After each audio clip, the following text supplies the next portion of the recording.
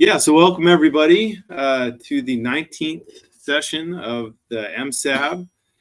Looking forward to a productive and good couple of days here listening to what Alan's been working on and getting everyone's thoughts. So we'll go ahead and we'll kick it off with some introductions.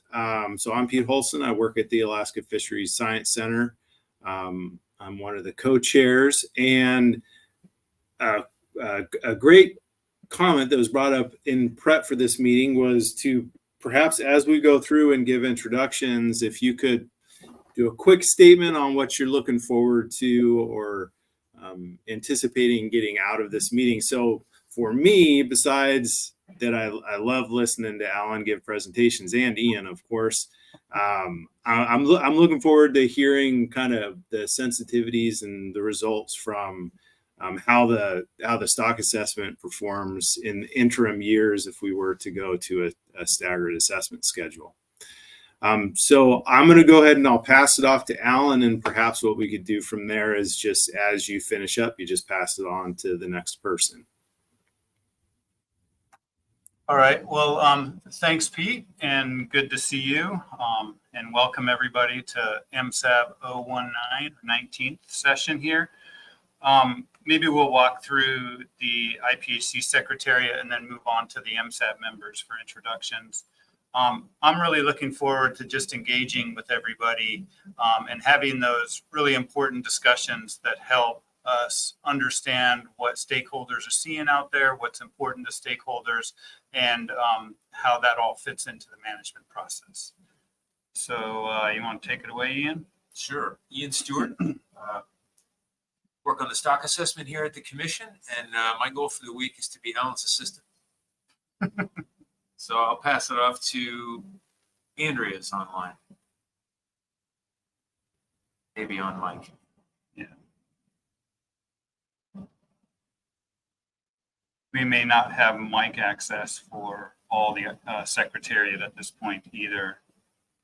But it looks like Joseph has mic access. I think I do. Do you hear me well? Yep.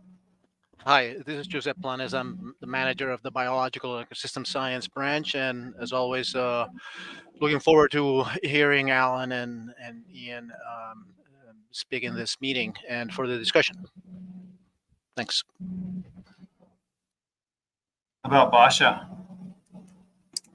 Good afternoon. Hi, my name is Basha Ogniczak, and I'm Fisheries Regulations and Data Services Branch Manager at the IPHC. And I'm looking forward to discussions and just trying to get better informed about the management strategy. Thank you. Thanks, Basha. I just want to give a shout out to Tara, who's behind the scenes, controlling everything for us and making the meeting a lot easier for myself and Ian for sure. So thanks, Tara. How about we move on to some of the MSAB members? Chris Sporer.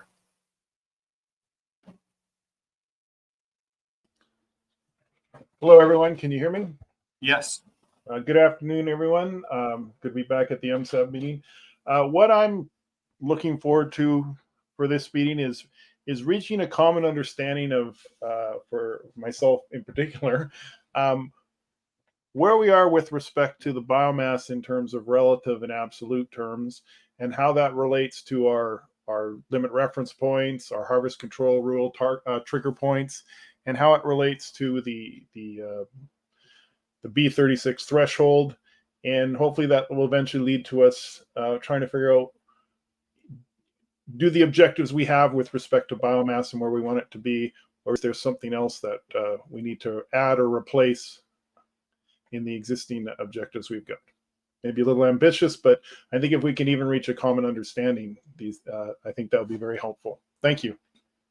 Thanks, Chris. Forrest, do you have microphone access yet? Looks like it's coming on.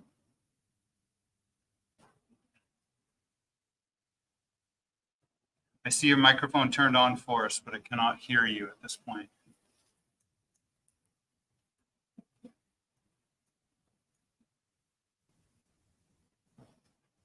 Not hearing anything yet. Yep, can hear you now, Forrest.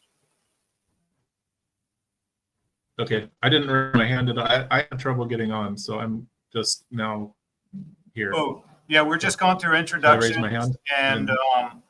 and just noting if there's anything that you're looking forward to getting out of the meeting. Oh, okay. Yeah, Forest Braden, Southeast Alaska Guides Organization. Is it my turn? I think it's You my bet. turn. You bet. You got the mic. Yeah. I noticed that there was expressions of interest for a recreational seat. I guess we're capped out on U.S. seats, but if we talk at all about like staffing seats and representation, I have some thoughts there. Excellent. Thanks, Forrest. Gwyn, a new member on the MSAB. Hi, everyone. My name is Gwyn Mason. I am the halibut coordinator with the Groundfish Management Unit at DFO. I've been around IPHC for a couple of years, but this is my first MSAB as an actual member. So I'm looking forward to the discussion, and we'll be learning lots for sure. And thanks in advance for everyone's patience. Thanks, Gwyn. Good to see you, and welcome to the MSAB, the lifelong appointment. Jim Lane, who knows all about the lifelong appointment.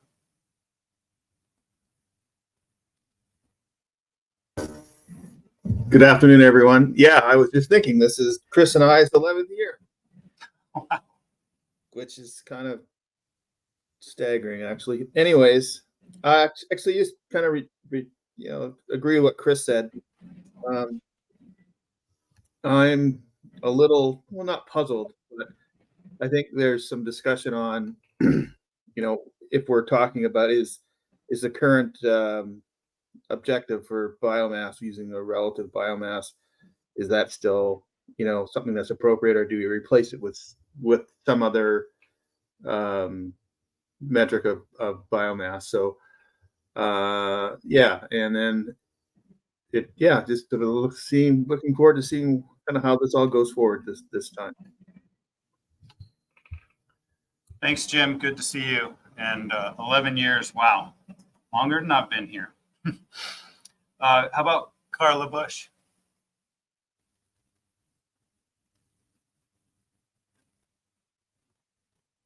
Am I unmuted? Yes, we can hear you. Thanks.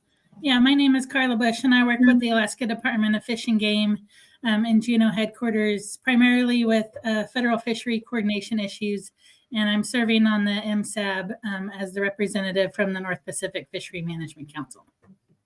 And I don't have any specific goals or objectives that I was looking for from this meeting. So thank you. Thanks, Carla.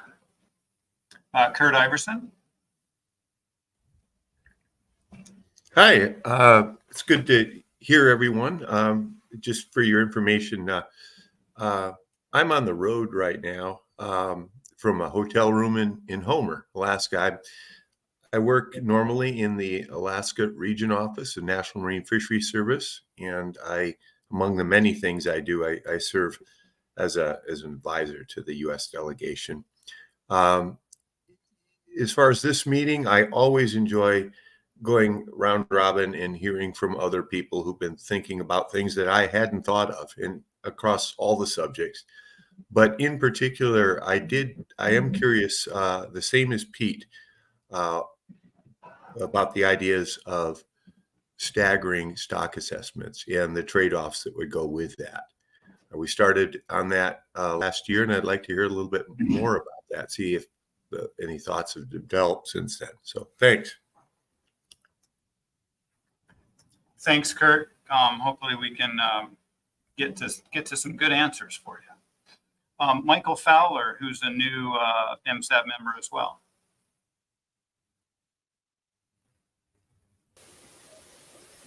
Good afternoon. My name is Michael Fowler. I'm the Recreational Fisheries representative for the Sports Fish Advisory Board. It says North Coast on my introduction here, or my thing. However, the North Coast no longer exists with a evaluation we did over the winter. So now I'm just taking over as one of the representatives. Chuck Ashcroft resigned, so now I'm the only representative, it seems, but we'll see what happens. I would like to get more knowledge about, is our assessments going to bring the fishery into a long-term stable position? Thank you. All right, thanks, Michael, and welcome to the MSAB. Your mic might have been cutting out just a little bit there, but you came through and we got what you were saying. And I don't see Chuck Ashcroft on the list right now. So after this meeting, I'll follow up with Chuck and see exactly where he's at with regard to the MSAB. Michelle Conrad, another new, well, sort of new member on the MSAB. Hi, can you hear me okay? Yes, we can. Hi, I'm Michelle Conrad. I was previously on the MSAB under a former last name of Michelle Culver from 2014 through 2020, representing the Pacific Fishery Management Council. And I'm pleased to be back on the MSAB as a commercial fishing representative.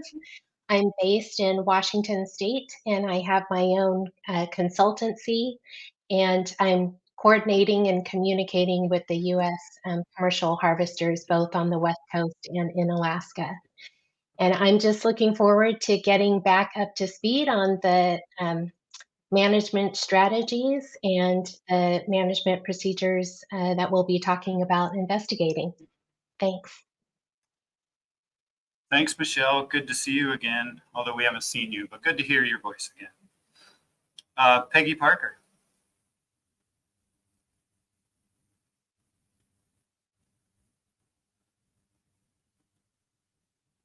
Peggy, I think if you should have microphone access if you just turn it on. You can always, oh, there you go. And then unmute. Okay. Sorry about that. No problem. Happy May Day, everyone. Oh, yeah. Really, really good to hear your voice, Michelle. And I guess listening to Michael, this is also interesting to see how shifts in the industry, recreational and commercial, are changing, seems like very quickly. But congratulations on your changes, Michelle. I'm looking forward to talking more with you. So I represent the Halibut Association of North America.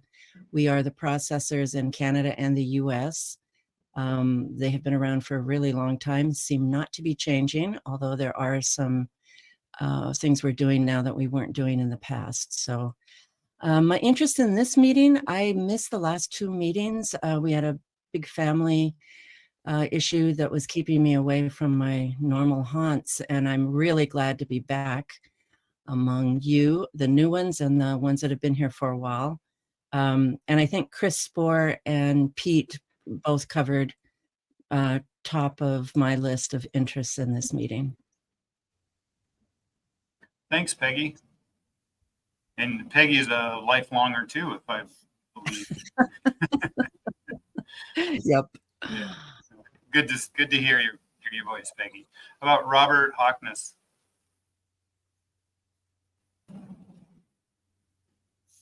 Hi, can you guys hear me? Yep. Okay, perfect.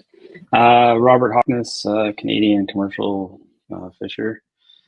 I've been sitting on this for, I don't know, I'm almost lifer, just about. Missed a couple meetings though, just with family commitments and work. So I guess we're doing introductions right now. Getting myself back up to speed on all this stuff, and yeah, basically what Chris kicked off there at the beginning there. It's kind of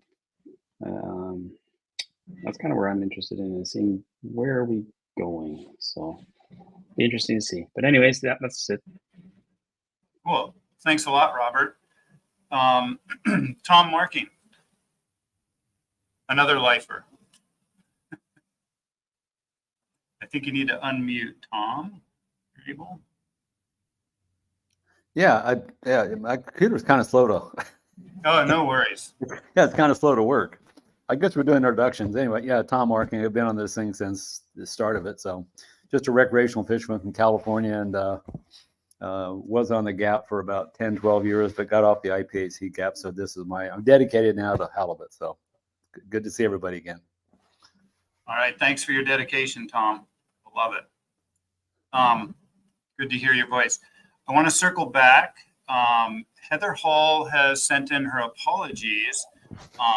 As she's a representative for the Pacific Fishery Management Council, but Lynn Mattis is sitting in to inform Heather of any of the fun that we have here at MSAB019. So Lynn, would you like to introduce yourself?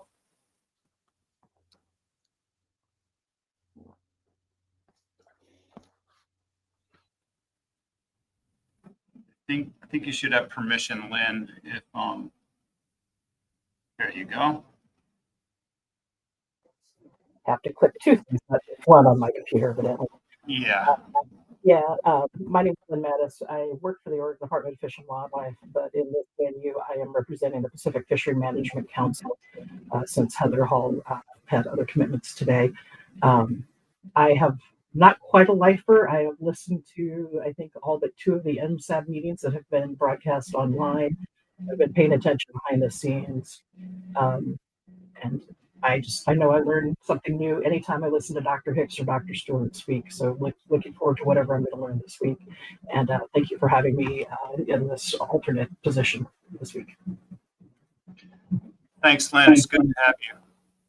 And now you've really put the pressure on me and Ian here. So maybe I'll just turn it over to Ian because he. I think that's all of the MSAB members that are currently online, and thanks everybody for joining. I'm wondering, Pete, do you want to run through the few observers that are listed right now? There's 5 of them. Yeah, let's do that. Okay, how about Courtney?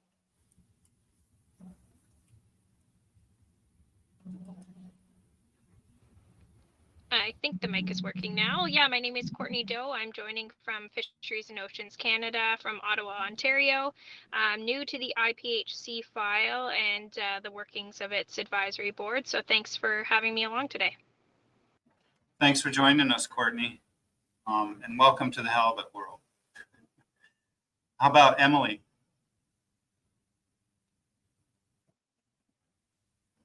Can you hear me? Yes. Cool.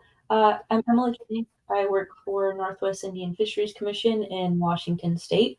I work for the U.S. halibut tribes, and this is my first MSAB meeting, so I'm looking forward to learning how the whole process works. Excellent. Welcome, Emily. It's nice to meet you. And Evelyn?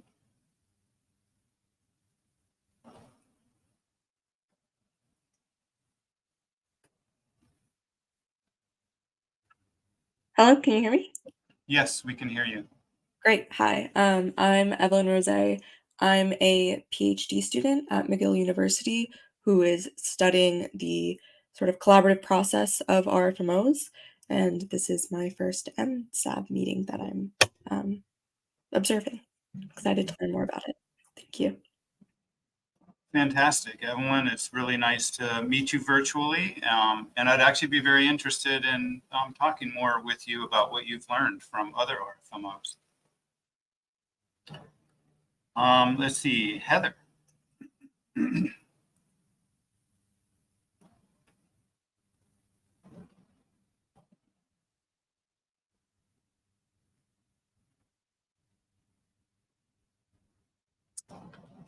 you hear me? Yeah, you're coming in really quiet, Heather, but we can hear you. Okay, I'm with NOAA Fisheries West Coast region. Looking forward to my first MSAB meeting. Cool. Well, thanks for joining, Heather. And are you in Seattle then?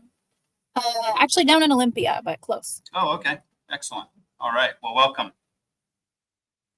And finally, Matt.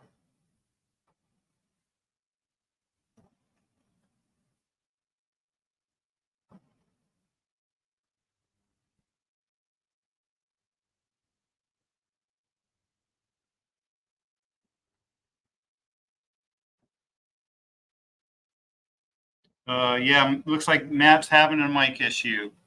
But he's International Fisheries Policy at DFO. And thanks for typing all this in, Matt, and looking forward to learning all about this. Excellent. And thanks for joining us, Matt. I'm sure we'll all have a lot to learn, because I know I certainly learn a lot at these meetings as well. And that's one reason I do really enjoy them. So Pete, I think that's everybody on my list that I have here, and I'll turn it over to you to continue the meeting. Yeah, great. Thanks, Alan, for walking us through that. So our very first order of business here is to invite somebody to turn on their video. They can be next to me where Adam used to be. But yeah, we are in need of electing a Canadian co-chair. So I'll send it out for nominations for that. Hello, Pete. It's Chris Spohr. Hey, Chris. I'd like to nominate Gwyn Mason as Canadian co-chair. Great.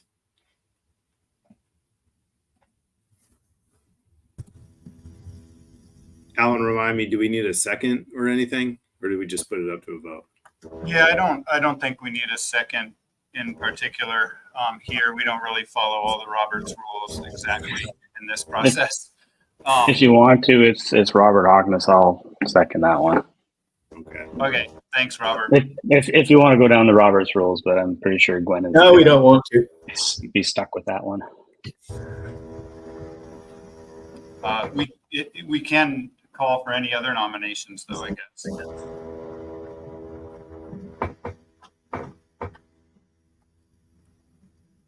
Okay, great. Not hearing any. Do we have people put a thumbs up to vote, or do we just bring Gwyn up?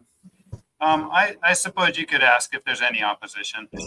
Any oppositions? All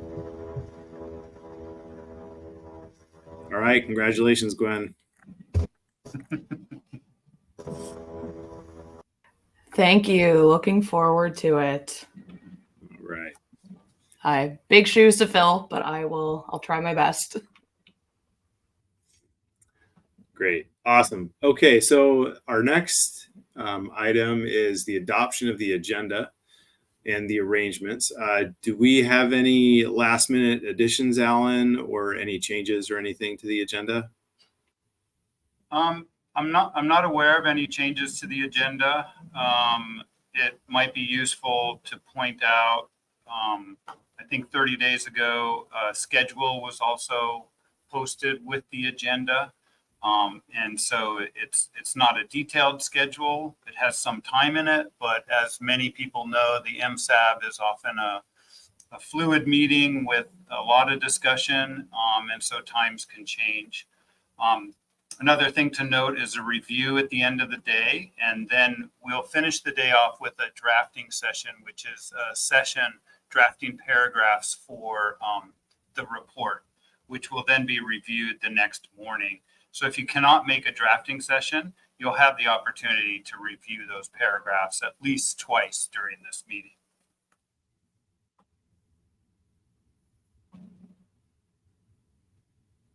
Okay, well, let's adopt the agenda. We'll move on to item number 3, and Alan, I'll hand it over to you. Sure. Thanks, Pete. If we can bring up document 03, which is the membership document, I believe.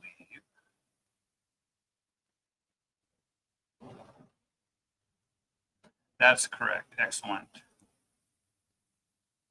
Okay, so we've noted through our introductions that there have been a few new members, but I just want to, before I do that, just go through a little bit on MSAB membership in general. So as a reminder, there's an IPHC rules procedure document posted on the IPHC website under background texts, or there's a link in this document. The MSAB includes many different interests: commercial sport subsistence, there's fishery management or governmental agency appointments as well, which operates slightly different than the other categories in that governmental appointees are simply appointed by the government organization.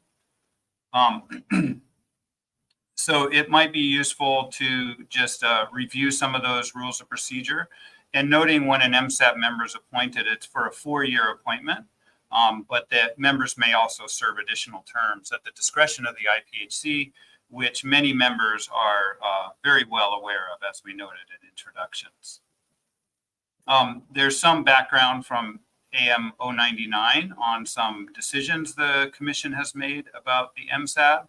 Noting at that meeting also, it was a lot of the membership at that time, this is 2 years ago, or 2 meetings ago, were sort of frozen, where new members were not brought in due to budgetary constraints mainly.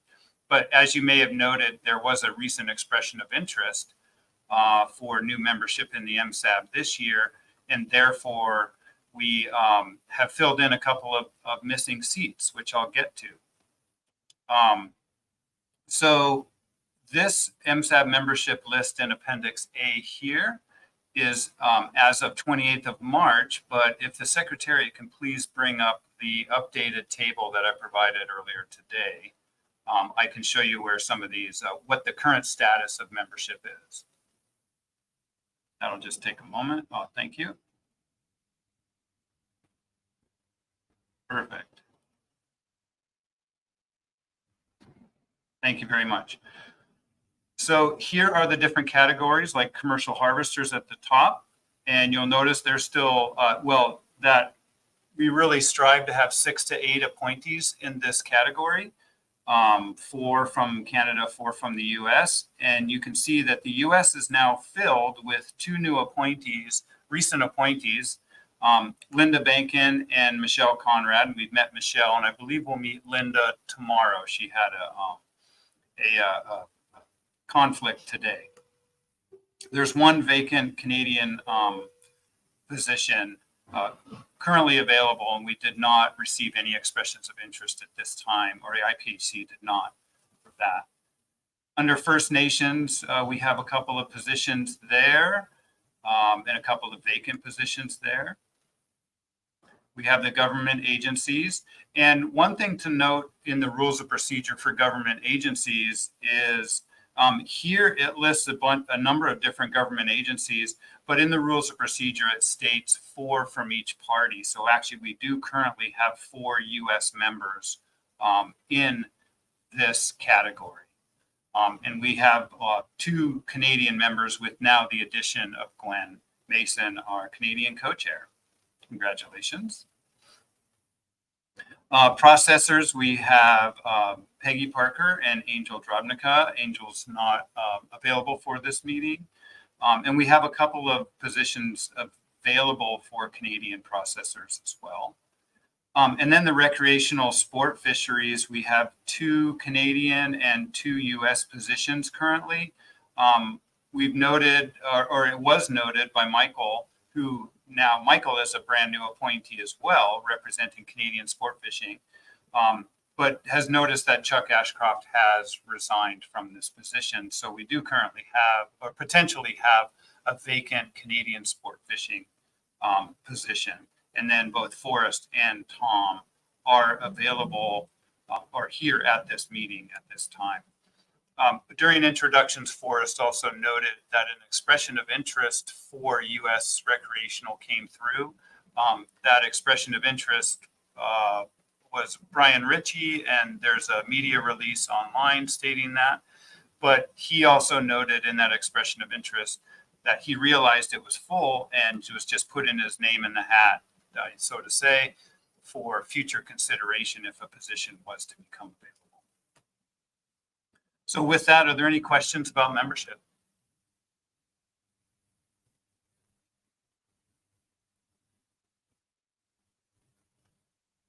There's a couple hands raised to the co-chairs. Maybe you want to call on those as they've appeared in order.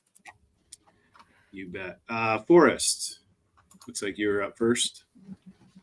Yeah. Are you hearing me, or is there a delay here? We got you. Hear me? Okay.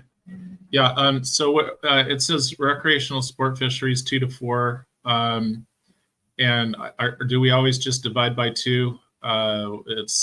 I know that in the at the commission level, we've got 3 commissioners on each side. I just and I'll just say why I'm asking the question. It's because I've noticed that there's, if you go from California all the way through the Aleutian chain, there's substantially different regulations recreationally and regionally, where region 2 is southeast down to California, but there's differences between California, Washington, Oregon recreational fishery versus southeast, and there's also differences between southeast and region 2 and region 3. So I'm just wondering if Chuck has resigned, if Brian Ritchie could potentially fill a seat there, or if it has to be an even split, because it seems like we don't do any voting per se, so it seems like the emphasis should be on representation between different areas and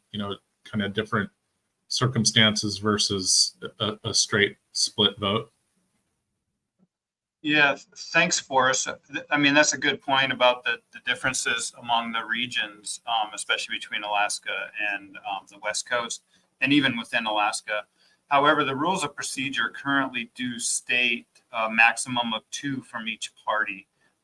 So the rules of procedure on page 31 state actually maximum of 2 from each contracting party for recreational fisheries, a maximum of 2 for processors from each party, maximum of 2 for First Nations and tribal fisheries, and then a maximum of 4 for commercial fisheries. So there is a maximum specified under each of these different categories. And so that's something I don't know if it's of interest to the MSAB to address those maximums and recommend to the commission to change any sort of representation numbers. Well, I don't know if there's going to be a lot of thought surrounding that outside of just recreational thinking. But I just note from my perspective that, South Central, the way South Central works on a recreational level is quite a bit different. And it's a different region with a different perspective, probably on possibly coast-wide abundance distribution. And I'm getting feedback here, hearing myself, but anyway, hopefully you can hear me. Yeah, I can hear you just fine. Thanks, Forrest. Yeah. Did you have anything else for us? No, I don't. Thanks for allowing me to air that.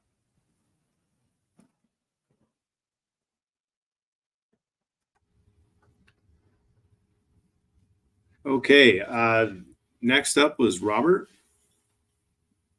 Yeah, I just need to remind myself, is it the commissioners that appointed the position? Because my term is expiring at the end of this year. I guess I can do another 4 years if they want me. But I just can't remember whether we have to nominate or put our names in the hat and then the commissioners decide, or whether just you're willing to do it and it just rolls over. I can't quite remember whether, but. Yeah, thanks, Robert. That's a really good observation. A number of these appointments are expiring at the end of 2024, and this was a result from the 99th annual meeting and reappointing the members. And you're right, your appointment expires 31st of December 24. So we can make it through this year. But typically what has happened is the commission will reconsider the membership after that expiration and reappoint members without them necessarily expressing interest to continue. However, if there's an interest not to continue, we ask that you kindly send the IPHC Secretariat an email formally resigning from the MSAB. Otherwise, we'll assume that you want to continue serving and pass that on to the commissioners for their consideration. So it is a good reminder that, we'll probably, at the end of this year, 2024, we'll put a list together for the commission to consider on renewing various appointments. And hopefully that will be done earlier, in the year, so that there's plenty of time to prepare for a May MSAB meeting. Okay, thanks, Alan. Yep. Okay, and then I see Michael, you have a hand up? Yes, I just wanted to remind folks that although there is a big difference between California and Alaska, there's a big difference between the way the U.S. handles recreational fisheries and the Canadians handle it, and that's why we have two representatives from the Canadian fisheries. Thank you. And Canada is one of the partners. Thank you.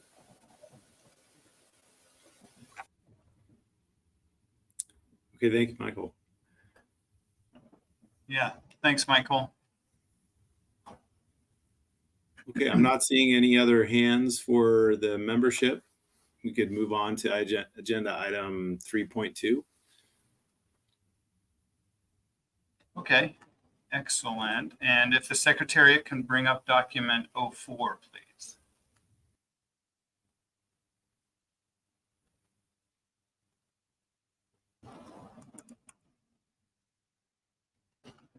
Okay, so this document is an update on any of the actions arising from the 18th session of the Management Strategy Advisory Board.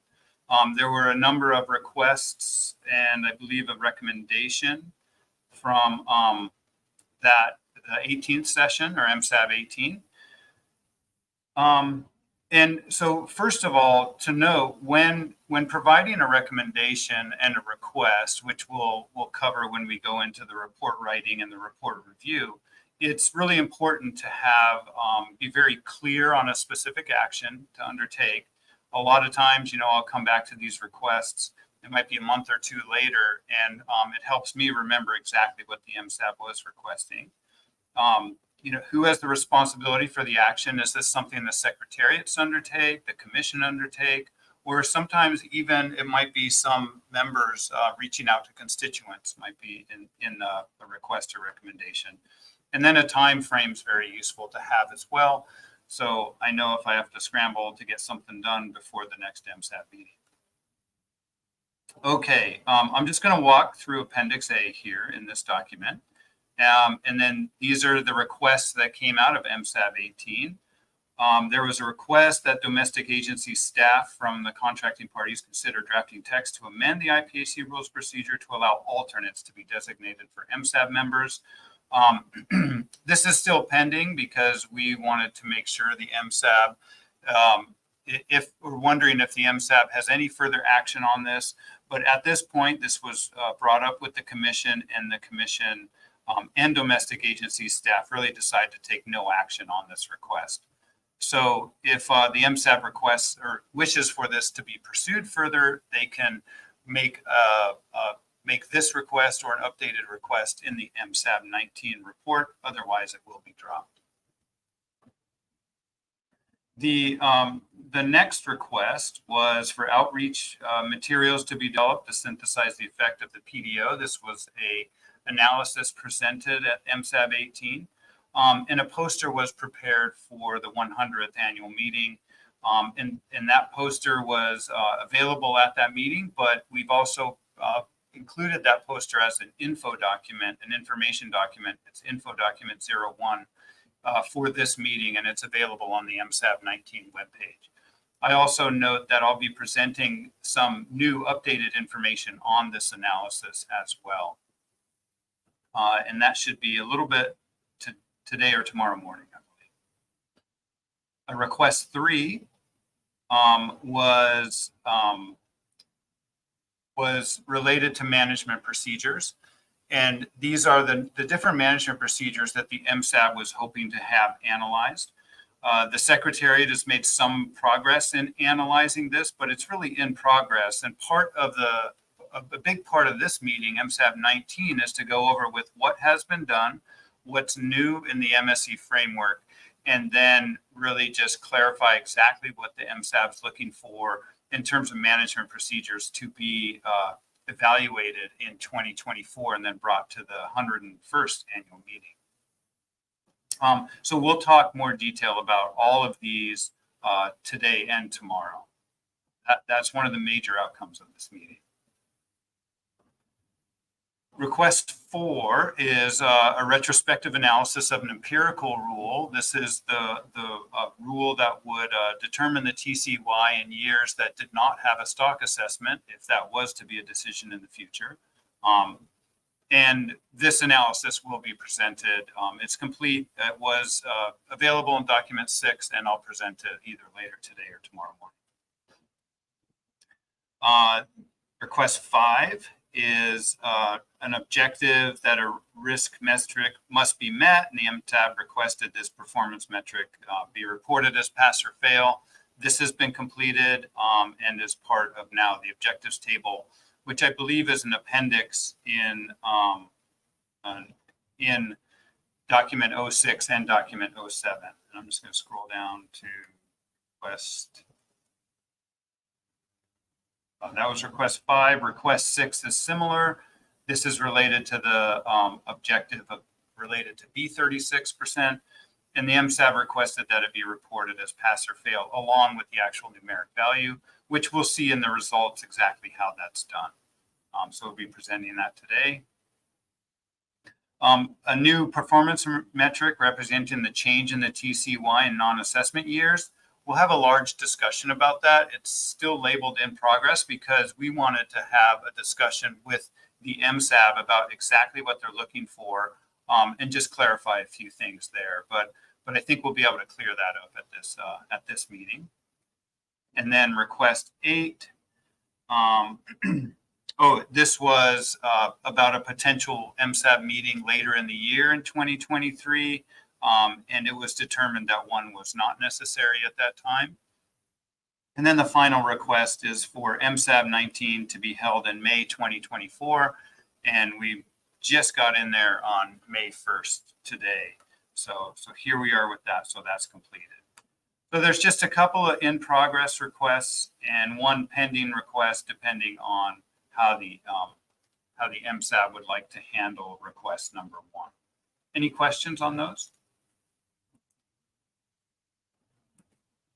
I didn't raise my hand. Sorry, I'm jumping in on request number 1. We don't follow Robert's rules. Does it have to be official can we just have someone be a backup for us? Someone maybe that's attending meetings as a guest, but if we're absent, that they can attend in our place, or could they not participate at the same level unless it was official?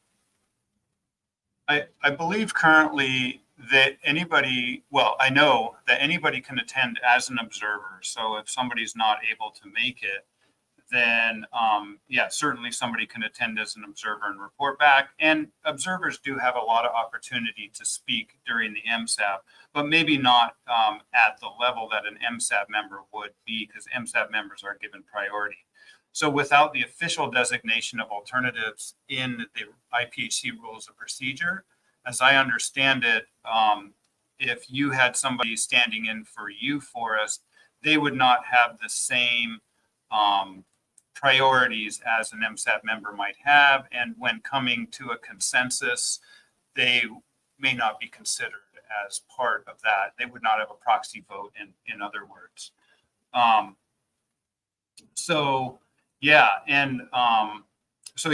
Does that answer your question, Forrest? It does, and I'm not the one that initiated a motion for that to happen. I'm just trying to think through if we just drop it, if somebody's hands are going to be tied, or if it's going to set anybody back. So that's the impetus for the question.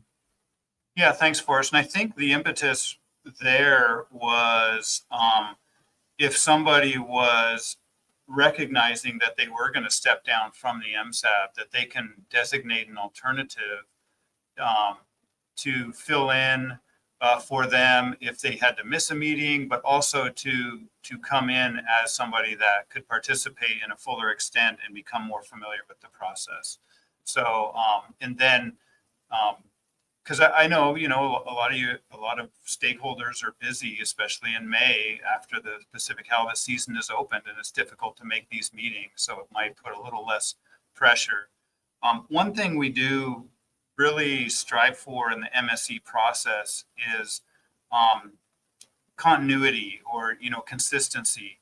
And as many of you have expressed, even in the introductions today, there's a lot of learning involved in the MSE process. And sometimes it takes a little while, a few meetings to really get up to speed and feel like you're really participating in the discussions. So we really encourage an MSAB member, if they're expressing interest, to be expressing interest and be committed to being a part of the process, because it's an iterative process, but it's also an evolving process as well.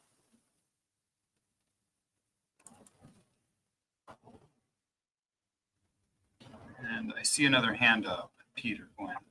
Yeah, it looks like Tom. Go ahead, Tom.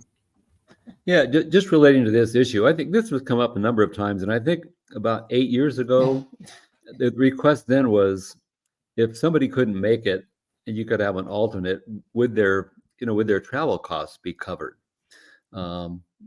With these meetings now online, it's not a moot point, but I think at that time it was kind of like, well, if they were to notify the secretary could make a decision whether their costs would be covered or not. And it was kind of left at that point. Like this was way back like 8 years ago or something, I think. So yeah, I mean, there was never, everybody's always, can have input in the meetings, but I think it originally had more to do with travel costs, if they can be reimbursed. So anyway, that's just my 2 cents.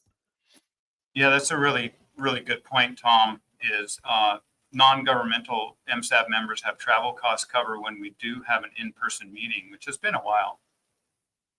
But yeah, that's a good point. If somebody is not able to make it, can they designate an alternate? I think at this point in time, that the answer to that would be no, given the rules of procedure, the current rules of procedure.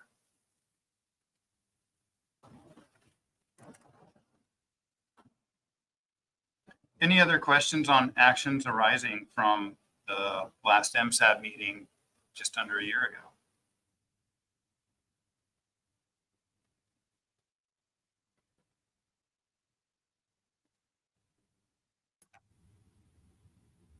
Does not look like it.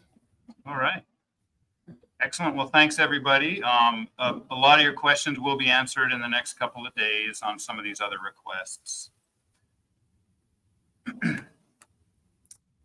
All right. Moving on to 3.3. Excellent. If we can bring up document 05, please.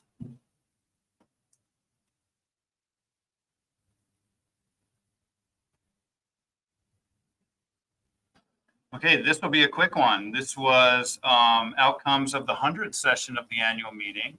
I know one outcome from the 100th session of the annual meeting is it was really a great meeting. It was a lot of great celebration for the 100th year of IPHC. It was great to see everybody in person that were able to make it. Really appreciate everyone that did travel to that meeting. And it was just a great function that we had celebrating the 100th year in the evening. It was a really fun party and really great to talk and see everybody there.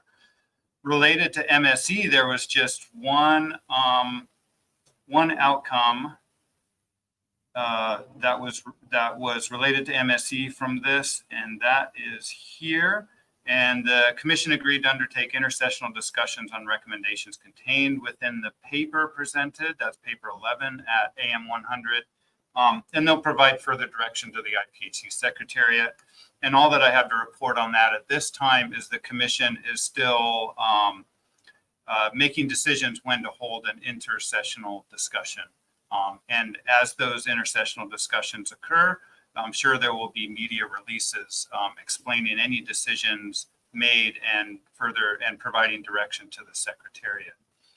That being said, I want to remind the MSAB members that this is really where you have the influence. The recommendations and requests that come out of the MSAB019 report will be visible to the commissioners and can have some influence on the direction they give to the Secretariat related to the MSE.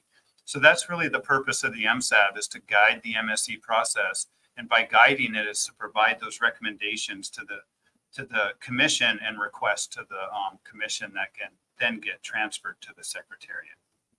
Any questions about that?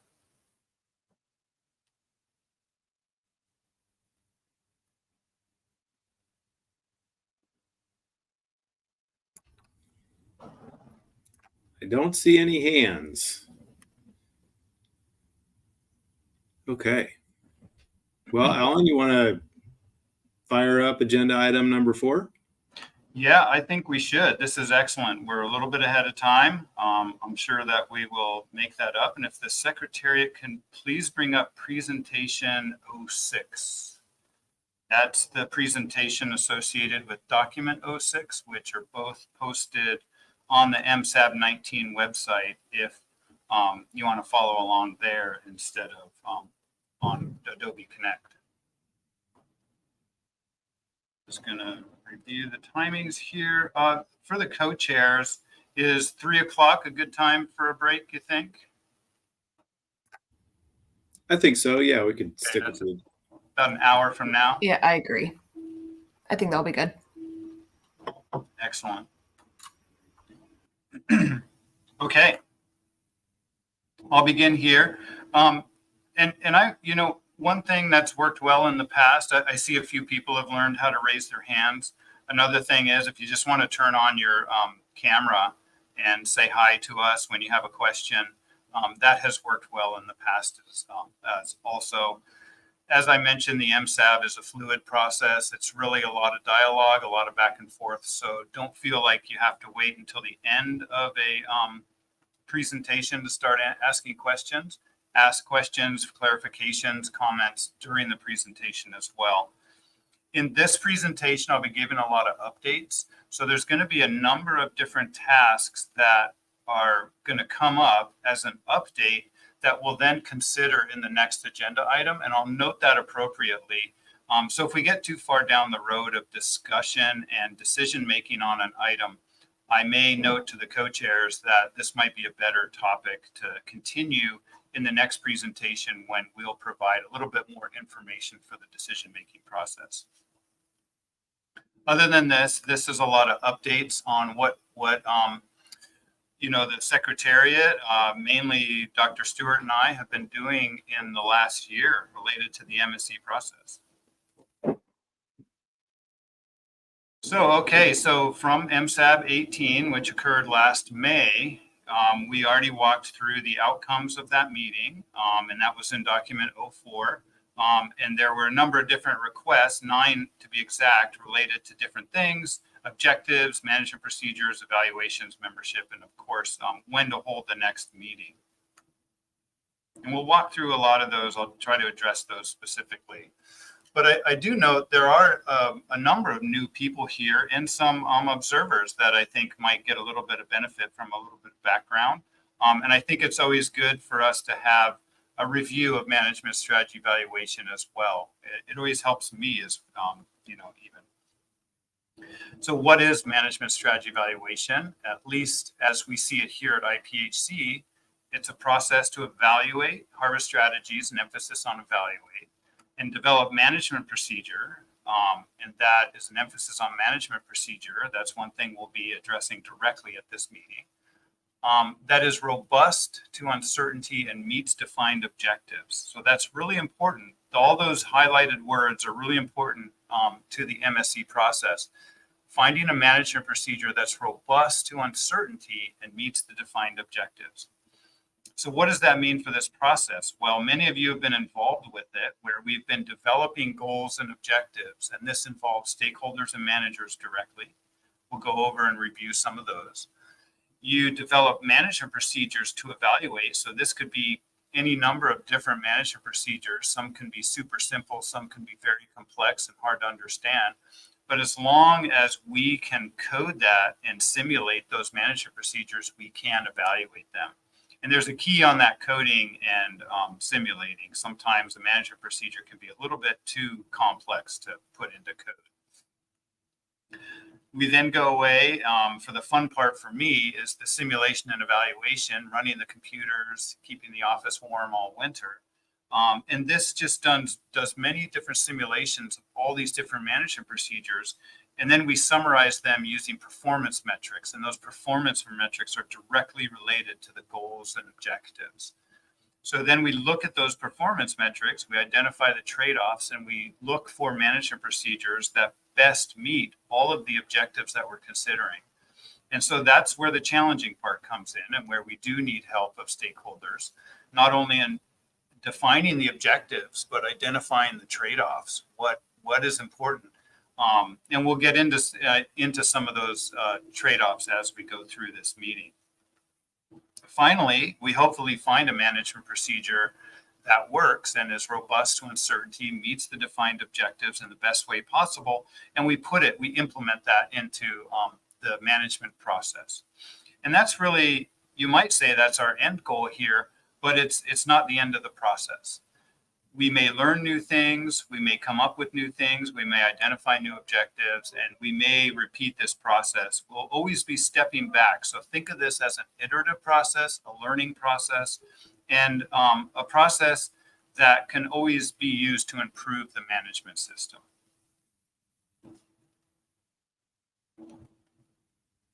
So where and why would you want to do an MSE? Well, it has many different uses. As one we've noted, just evaluating different elements of management procedures. Many of you may remember just over a year ago, we did a size limit analysis, and that had some really interesting results. We've been looking at different fishing intensities, what we call SPR, or spawning potential ratio. And we're currently looking at assessment frequency. Do we need to do an assessment every year, or is there some other way we can manage this stock and conduct a stock assessment every second or third year? A really important use of MSE is in the development of a harvest strategy policy. And we'll talk a little bit about that, but in summary, or really quick overview, a harvest strategy policy is just a document describing how the stock is managed. You might have heard it's very similar to a FMP or a fishery, FMP, I just blinked on what it is. IFMP. Yeah, that's right. Fishery Management Plan. Wow, blanking.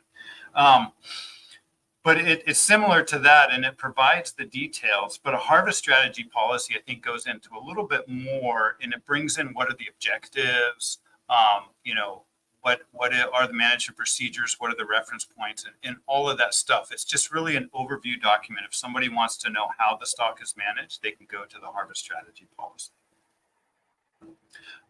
MSE is sometimes used to meet requirements of certification agencies. The Marine Stewardship Council often require different fisheries agencies and organizations to conduct an MSE. I've done it actually for many different species as a Marine Stewardship Council request. To design monitoring strategies, you may notice over on the right-hand side of this slide is what we call a management procedure. And it's not simply a control rule or fishing intensity. A management procedure involves everything from how the data are collected, how the data are analyzed, and then how those results are used to then set the TCUI or the quota or the TAC or whatever you want to call it. So we can actually use MSE to evaluate different fishery independent setline survey designs. And then another use, which we've seen and done here at IPHC as well, is examine different scenarios. For example, environmental effects. And I'll present a little later on a summary of some of the results that we looked at.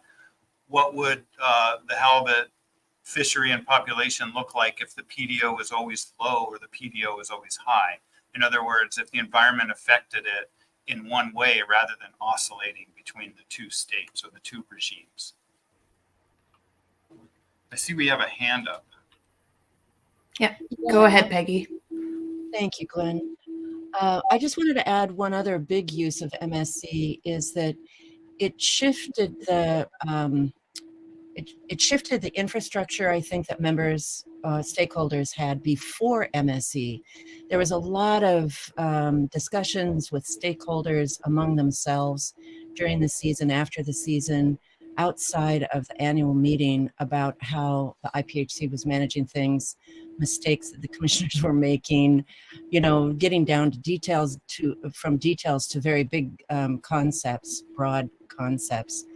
And when the MSE was established, it all of a sudden put a structure to that. So it allows stakeholders who don't sit on the MSAB to talk to the person who's representing them on that body and ask questions and get answers, or have those questions be moved to the MSAB itself and sometimes become a recommendation to the commissioners or not. But it provides something for all halibut stakeholders to use, rather than just arguing amongst themselves about the benefits or the drawbacks of whatever IPHC has done. So I think that's a huge improvement. Yeah, thanks, Peggy. That's a really good point. Appreciate that.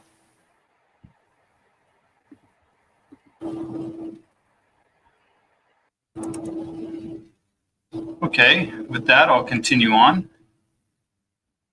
So there are a lot of different uses of MSE, and one of the really important things we're doing here at IPHC and using the MSE for is to develop this harvest strategy policy. So as I mentioned, it's really a description of the management process, but if you want to put a good definition on it, one that we're coming up with here is a framework for applying a consistent and transparent science-based approach to setting mortality limits while ensuring sustainability. So it's really a description of that framework, and it really helps with the transparency of the process. So included in this document, and I will note, it just recently was posted as info document number 2 for MSAB019. We've posted a draft interim harvest strategy policy. A lot of draft and interim in there, indicating that it's not adopted at this point in time. But we really wanted to start putting something together that indicates what a harvest strategy policy document would look like. So this document will contain the policy and process for setting the mortality limits, how that's done, the objectives for the fishery, reference points, how risk, cost, and catch are all balanced, rebuilding strategies, validation of the harvest strategy, that's typically through the MSE process, and then if there's any joint management with other agencies. So if you want to see an example of this document and where we're heading here at IPHC, have a look at that info document number 2.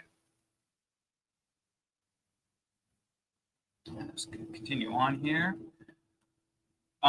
One aspect of this framework that the SRB has made a recommendation related to, and I think this is a really important aspect, is to revise the harvest policy to incorporate the coast-wide aspect of it, and I'll show you an example of this on the next slide, and determine the coast-wide TCY via formal management procedure, but then to separate out the distribution process and have that as a negotiation process, which happens obviously during the annual meetings. And we were really striving here at IPHC to do something no other agency has really done, no other RFMO or fisheries organization has done in the past. And we were really striving to have a management procedure take us all the way to the TCY at the regulatory area level. But this is not done with the tuna RFMOs, Alaska sablefish, other things like that. The actual allocation at the end of the day is a negotiated process. So the SRB suggested we really think of it this way to help the MSE process get to some good endpoints. So this is a figure we've been using to depict this whole harvest strategy policy. And I'll walk through the different sections of it.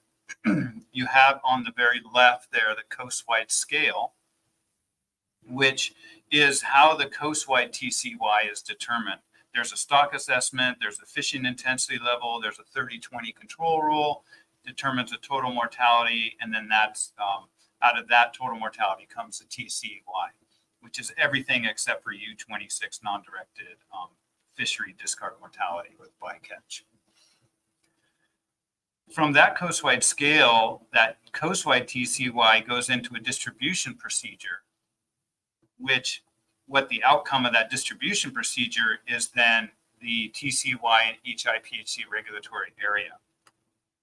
And this is where the SRB is suggesting to make that split, to call that coast-wide scale some management procedure, as you can see in the purple at the top.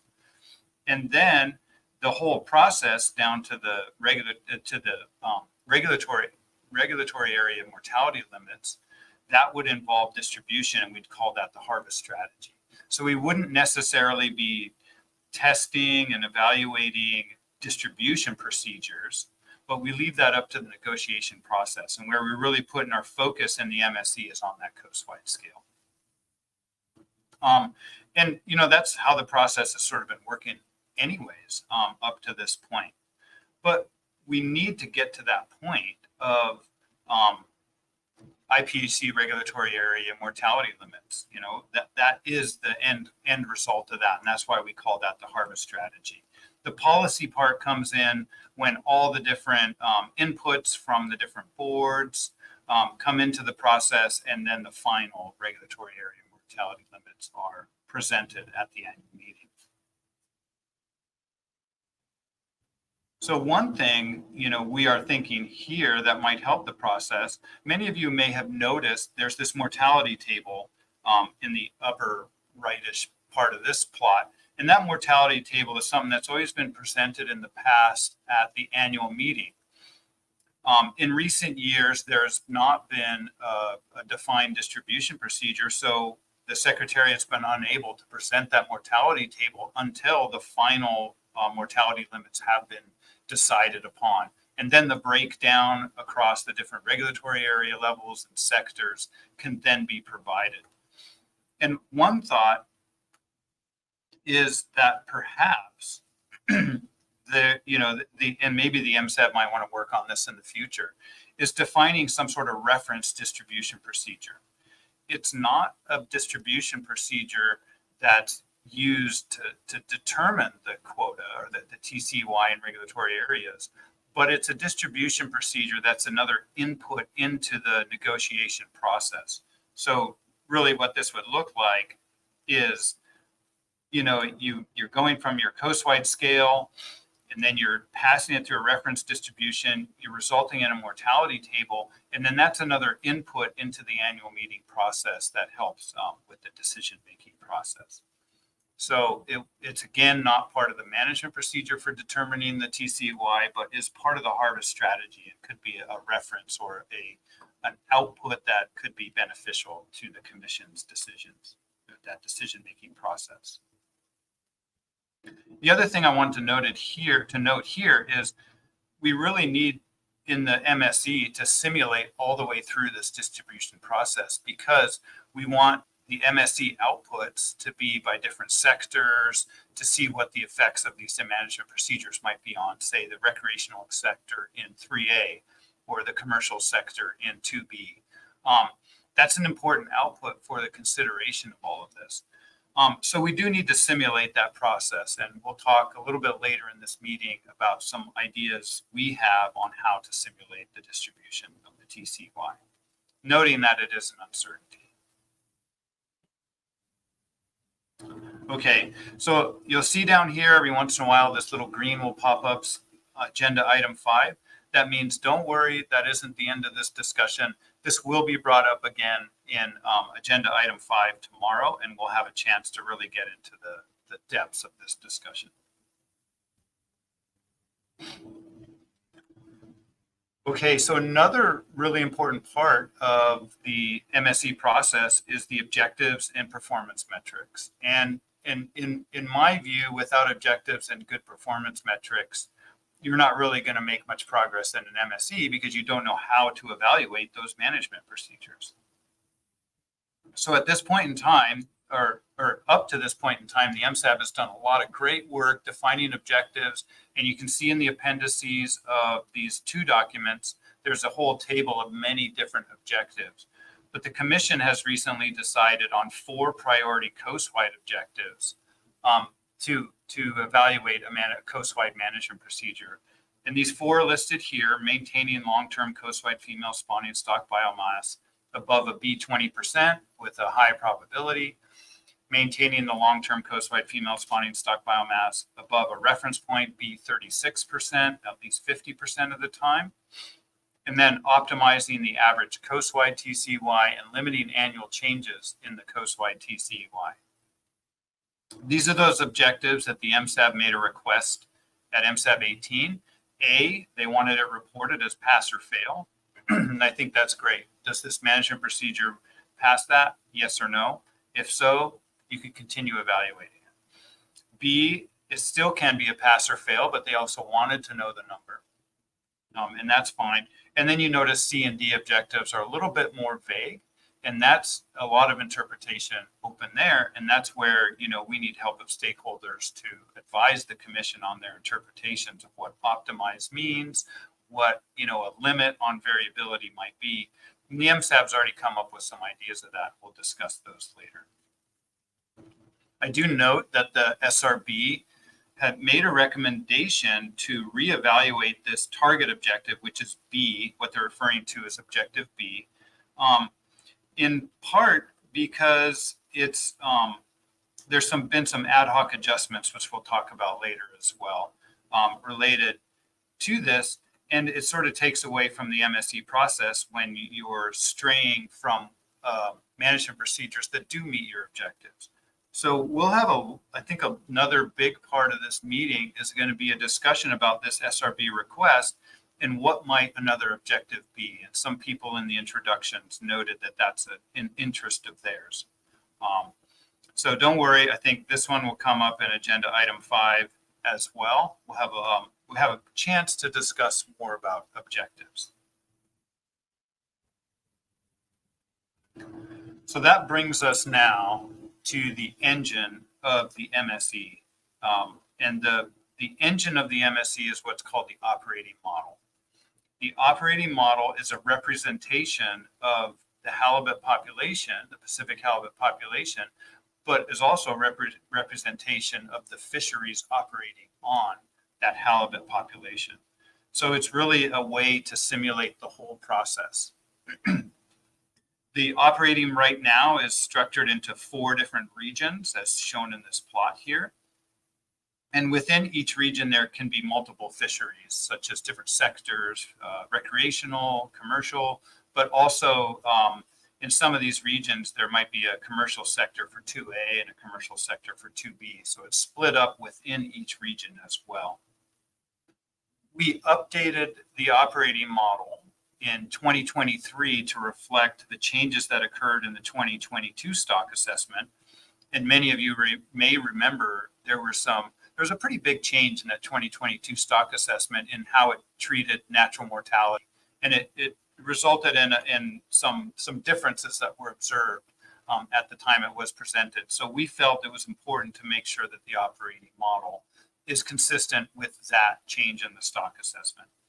Noting that the 2023 stock assessment was very similar to the 2022 stock assessment, except with updates to the data.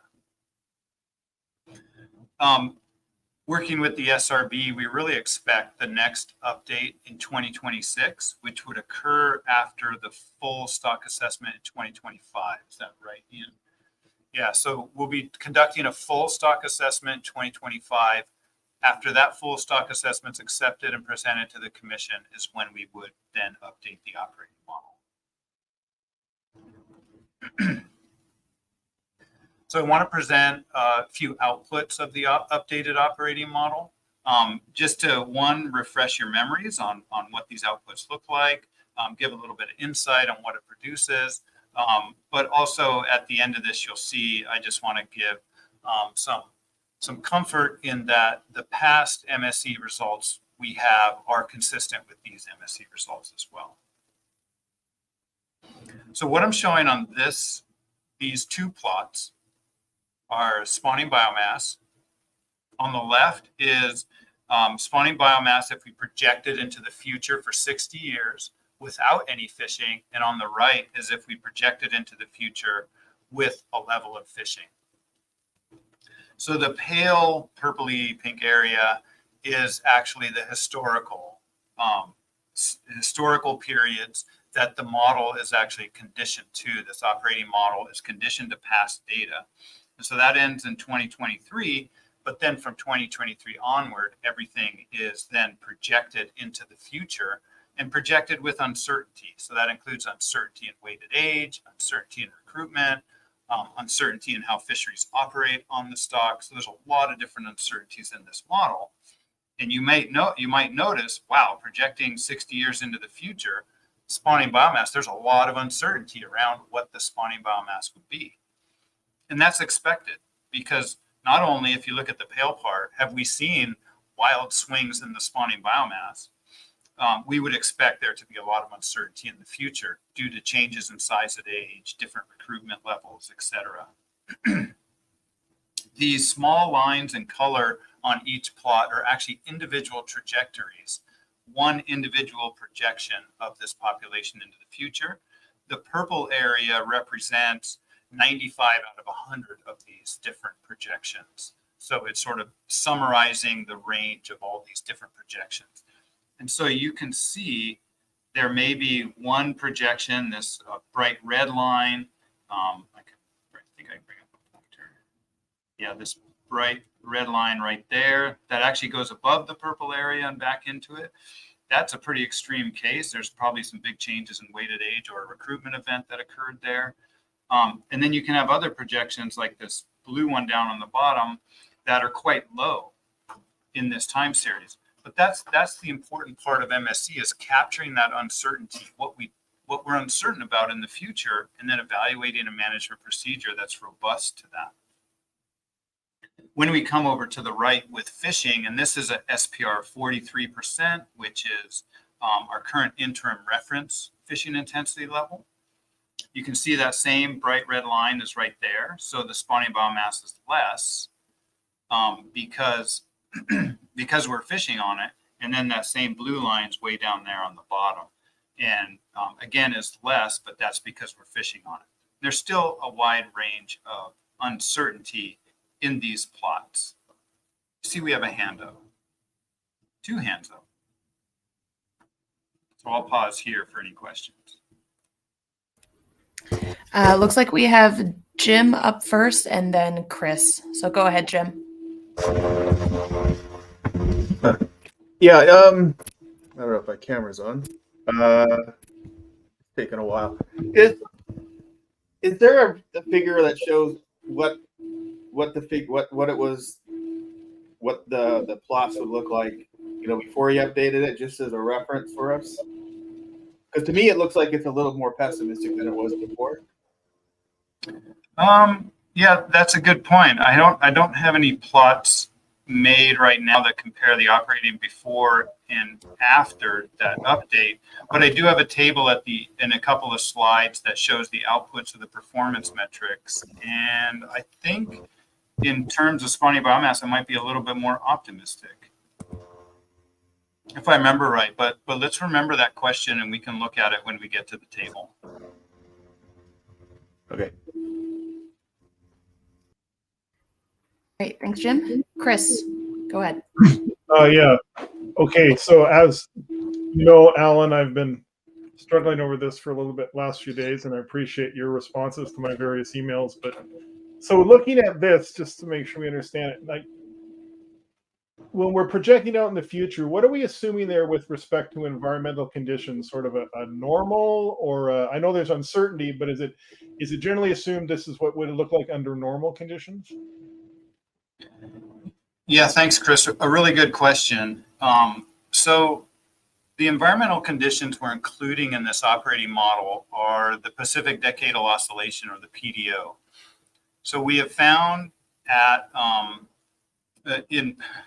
before Ian and I were even involved in the IPHC, the past researchers have found that the PDO is related to recruitment success, you can say, or the size of average recruitment. And they linked it to a low state and a high state, where low PDO resulted in lower average recruitment and a high PDO resulted in higher average recruitment. So we've included that relationship in this operating model. And now the PDO, it's called an oscillation, and it has typically in the past, changed from high to low every 20 to 30 years, say. And that's why it's called a decadal oscillation. And so we included in these simulations a probability of switching between high and low, and those high and low periods tend to stick around for about 20 to 30 years. So we're not simulating forward at a normal environmental condition. we're not simulating at a bad, and we're not simulating at a high. We're actually simulating at all of those, but it just switches. It has a probability of switching between low or poor and high or good environmental conditions. So it's integrating that uncertainty in the future environmental conditions into the simulations itself. And that's why it takes a long time for these sort of simulations to, what you might say, converge on the range of uncertainty that would be expected in the population from the current conditions. Does that help understand with that? Yeah, so basically that does. So basically within the purple area, the bound there, that's one of the factors, the uncertainties being taken into consideration. Yes, exactly. The uncertainty in future environments is integrated into that purple area. Okay, so, and then just make sure I'm interpreting this correctly. What this is saying to me is that if we fished at the fishing intensity of SPR 43%, we would end up with a spawning biomass over the long term, roughly similar to what we see in the 70s, late 70s. Is that, yes, there's uncertainty, but is that kind of what this is saying?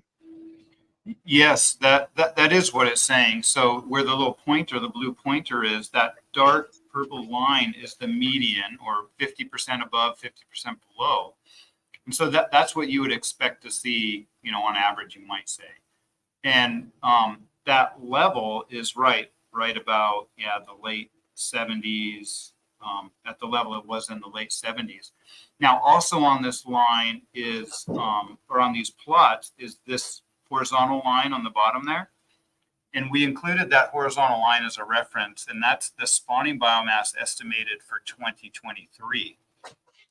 So another way to look at this after 60 years of fishing at an SPR 43%, you might say, well, the spawning biomass would be slightly above what we observed in 2023, or what we believe the spawning biomass was in 2023.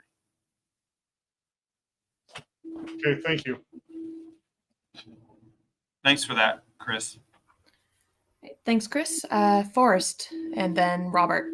Go ahead, Forrest. Yeah, I appreciate it. Two questions.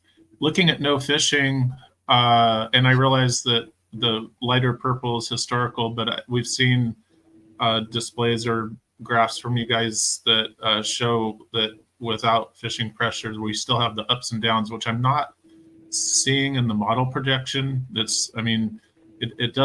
It's not a straight line, but I'm just wondering why in the next 60 years a fluctuation is not showing up. Is question one. Yeah, a great question for us. And the reason is the purple line and the purple area are the integration of all those different trajectories. The small colored lines where you do see the ups and downs, those are the individual trajectories. Those are individual possibilities. But the purple is then integrating over all of those. So it really just smooths it out. And it says, the purple dark line that looks just increases, up to there. That's just saying this is where you would expect to be, you to be above that line 50% of the time and below that line 50% of the time. But it doesn't tell you, that purple line's not telling you the exact path you took to get to that point in the next 60 years. That's where the individual lines are. And part of MSE is integrating over that uncertainty. We don't know what the halibut population is going to do in the next 10 years. We don't know if there's a big recruitment coming in, 2016 or 17. And that could really drive an increase in the stock, or maybe we have another 6 years of poor recruitment driving the stock down even further. We don't know. So we have to integrate over what we do know, say it might go up, it might go down, and then put those all together in one distribution that tells us some probabilities from which we can calculate performance metrics. Okay, that makes more sense. I probably should have been able to figure that out. The second question I have is, if our harvest strategy policy incorporated like a F46 or an F50, how much difference would, if we put those three graphs side by side, would it be almost an imperceptible difference Or if it was F50, would you see a marked difference between what we're looking at on the right-hand side and some of those new depictions? Yeah, it would. If you put, given the scale of these, going up to 2 billion pounds, I guess, 2,000 million pounds. Given the scale, you would see a slight difference between an F43 and an F50%, but there'd be a lot of that uncertainty. But you'd see this whole purple band just shifted up slightly with an F50%. And that's the reason that we're reporting these performance metrics. We have performance metrics that tell us what the median spawning biomass is, or what the probability the spawning biomass is above some level, like relative level, which we'll get to in the next slide.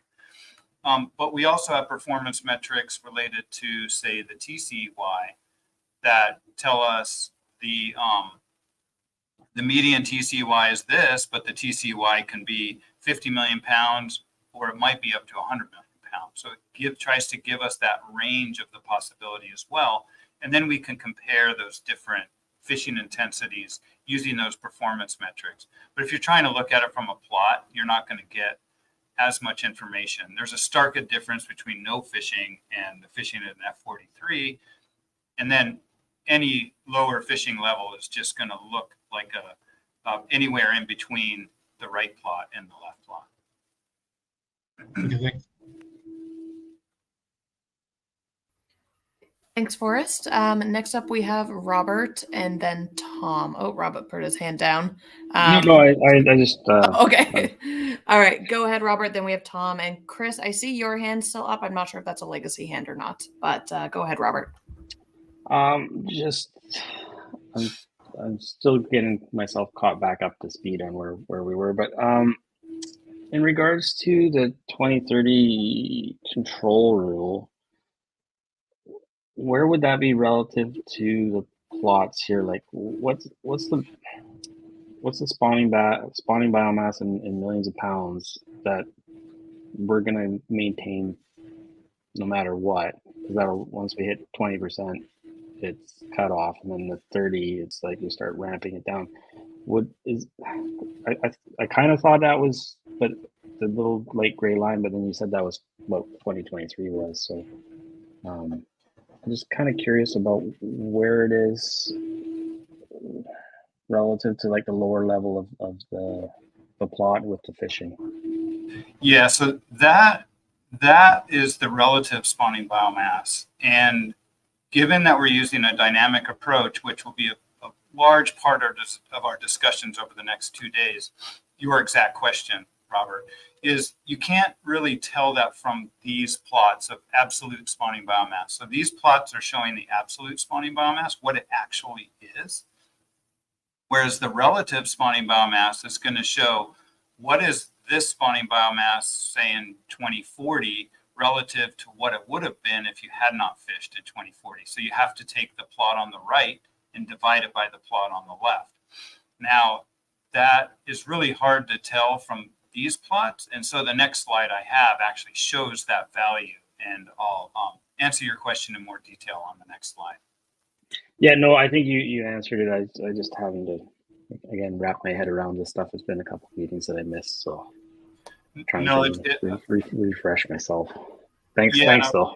No worries. I'm glad you brought that up because that's going to be a big part of our discussion this week. So glad to hear that you're thinking about it. All right. Thanks, Robert. Last up, we had Tom. Tom, if you still have a question, go ahead. Yeah, I think you're going to cover the next slide because I'm still a little confused at this point. The difference between simulated biomass and relative spawning biomass, but I think you're going to cover in the next slide, so I'll hold off. Yeah, thanks, Tom. They're all simulated, but there's a difference between absolute spawning biomass and relative spawning biomass. So I'll move on to the next slide because I think that's where everybody's really wanting to think about this at this point in time. And hopefully this one makes a little bit more sense, and we can really start to get our bearings on this.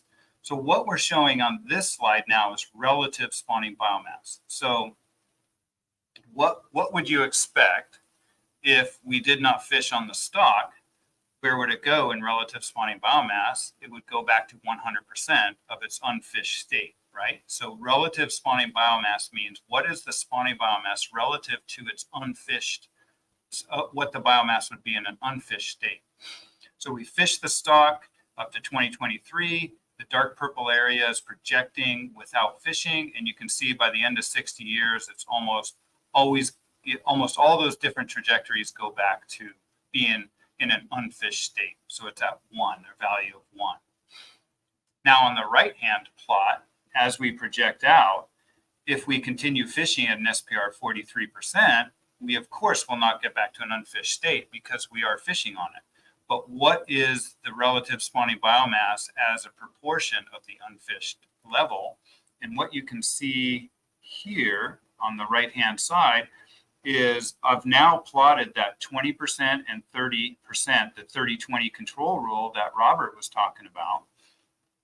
I've also plotted in the 36% relative spawning biomass, which is one of our reference points and objectives. And then the purple line is just slightly above that 36. It's about at 38% after 60 years of fishing at that level. And so to answer Robert's question, you can see that you're almost always above the 30%. So you're not often invoking the control rule. And we've actually seen that. We've never invoked the control rule in management for Pacific halibut, although retrospectively we may have been below 30%. But we would expect that occasionally you might drop below 30%. Very, very, very rare, if ever, chance of dropping below 20%. And that's because when this control rule kicks in, it brings us the spawning biomass right back up above 30%. And then we're slightly above that target of 36%. So then to answer Tom's question, this is now a plot of relative spawning biomass. And this is, again, a simulation, but it takes from the previous slide, each individual trajectory divides the fished value by the unfished value to get what we're seeing on this plot. So hopefully that makes sense. One other thing I have not described is what short-term and medium-term mean. And that's just different periods we're calculating performance metrics to. And I just wanted to show people where those are relative to our starting point. All right. I see Chris has a hand up now. Yeah, go ahead, Chris. Thanks. Okay. One question I had, and it's just when you look at in the stock assessment and they show the long-term models, the coastwater, the areas that fleets, and it projects back to the 1920s or whatever it does. It looks to me like the spawning biomass spikes up in the late 80s, early 90s, and maybe I want to make sure I understand this right. Almost to where, like almost to the unfished level, it seems to go to where it was in the 1920s. And I know this is what you're showing us here is what the model, the operating model simulates. And I understand the model will always be a little different and stuff, but is that stock assessment document? It's almost saying the recruitment and the 87-year recruitment drove the spawning biomass to such a height it almost put us, or I think it did put us back at B0. I think I'll give my voice a rest and let Ian take this one. Yeah, I think you described it pretty well, Chris. We estimate that period in the 1980s, before and after and including the 1987 year class, was the most productive period that we've estimated for the whole time series of halibut. And so in an absolute sense, yes, we estimate that the biomass, even while we were fishing it, the biomass got as large as we think it probably was all the way back to the early part of the 1900s. Now, the caveat on that is that we don't have a lot of data in the West and in the North prior to the middle part of last century. And so that's one of the biggest uncertainties in the stock assessment is that we really don't know what the biomass was doing out West and in the North in the very early part of the time series. So we have the two ends of the spectrum are that the stock was mixing heavily, and when we were fishing it in the early 1900s, the stock was sort of being depleted across the full range of the stock. And then the other end of the spectrum is that those fish weren't migrating out of the West and the North as rapidly. And so therefore there was some biomass essentially stacked up in those areas. And unfortunately, with the data we have, we're probably never going to reconcile that. But with regard to recruitment, say from the 1920s onward, that period in the 80s was by far the most productive in the whole time series. Okay, that answers my question. Thank you. Thanks, Chris. Jim, go ahead. Yeah, thanks. So just I think we've covered this before, but the absolute amount of the unfished biomass kind of changes depending on the kind of the product, what we can perceive the productivity of the stock, right? So I know we do that in herring, that what we consider the unfished biomass and what an unfished biomass in an area would be, in the 80s is not what it would be now, just because the productivity of the stock is that much lower. Although we're talking about a smaller geographical area, but that's kind of what you're talking about here, right? So the metric of the relative spawning biomass is a ratio, but the actual amount could be quite different as far as what an unfished biomass, what B naught is, and then what the actual relative spawning biomass would be.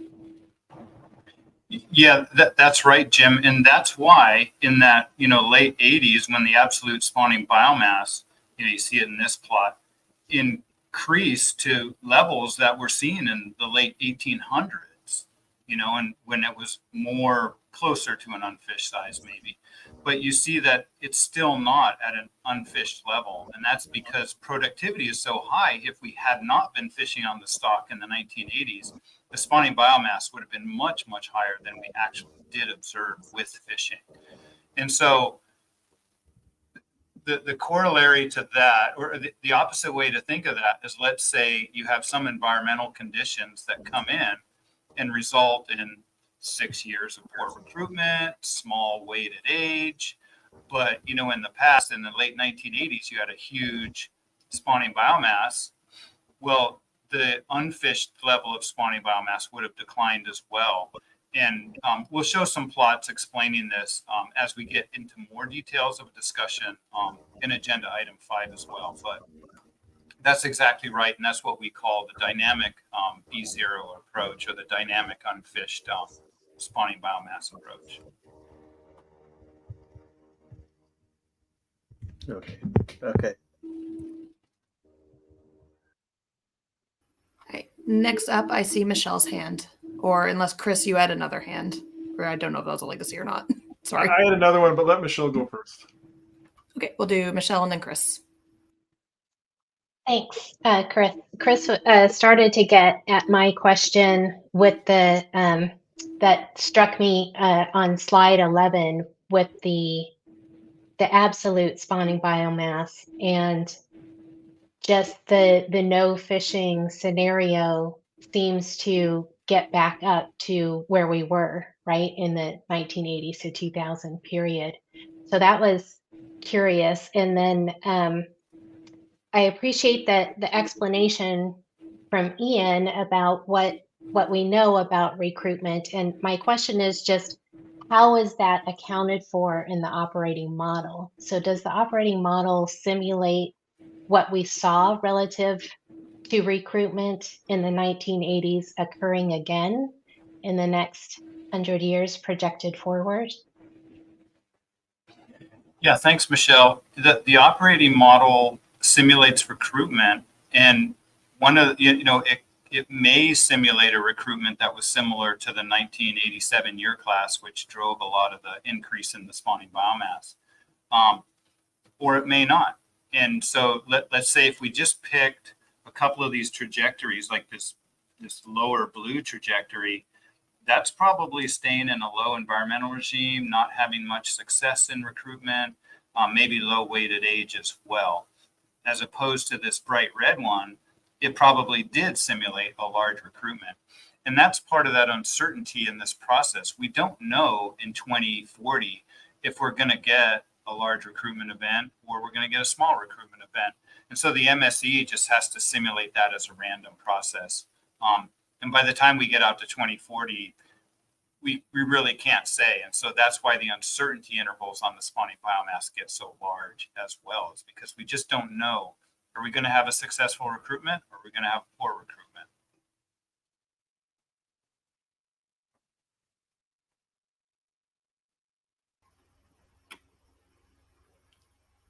All right, Michelle, did that help? Yeah, that helps. I guess maybe more to the point is, do we know how those different models are sensitive to recruitment? Yeah, we have not in the MSE really examined recruitment in that specific of a manner. What at the end of this presentation, I'll give a little bit of insight into is the PDO simulations, and that gives us insight into what would happen if recruitment was on average low, or recruitment was on average higher. But there's still variability around that average recruitment. But so in that sense, it gives us an idea of what would happen to the fishery and the stock in times of higher recruitment or lower recruitment.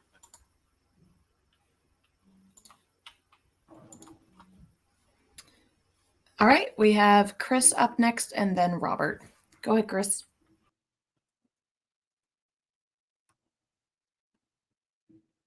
Sorry, I hit the wrong button there. Okay, sorry. In my listening to the answer, I forgot the next part of my question. So, if the stock assessment model shows that in the 80s, early 90s, we drove the stock up to B0 or around B0, why is the operating model, again, this is probably just a technical thing, not kicking the stock up that high? Or is it? And I'm just misunderstanding it. Yeah, so thanks, Chris. And that's referring to this plot right here. Yeah. Is in history, it's only about 50% of its unfished size. And that's because in the absolute sense, the spawning biomass was at a level seen in the early 1900s, say. That's the absolute spawning biomass. But one of the main reasons that spawning biomass was that high is because of a very large 1987 recruitment or year class. And also the stock had large size at age. So it's the confluence of these two things.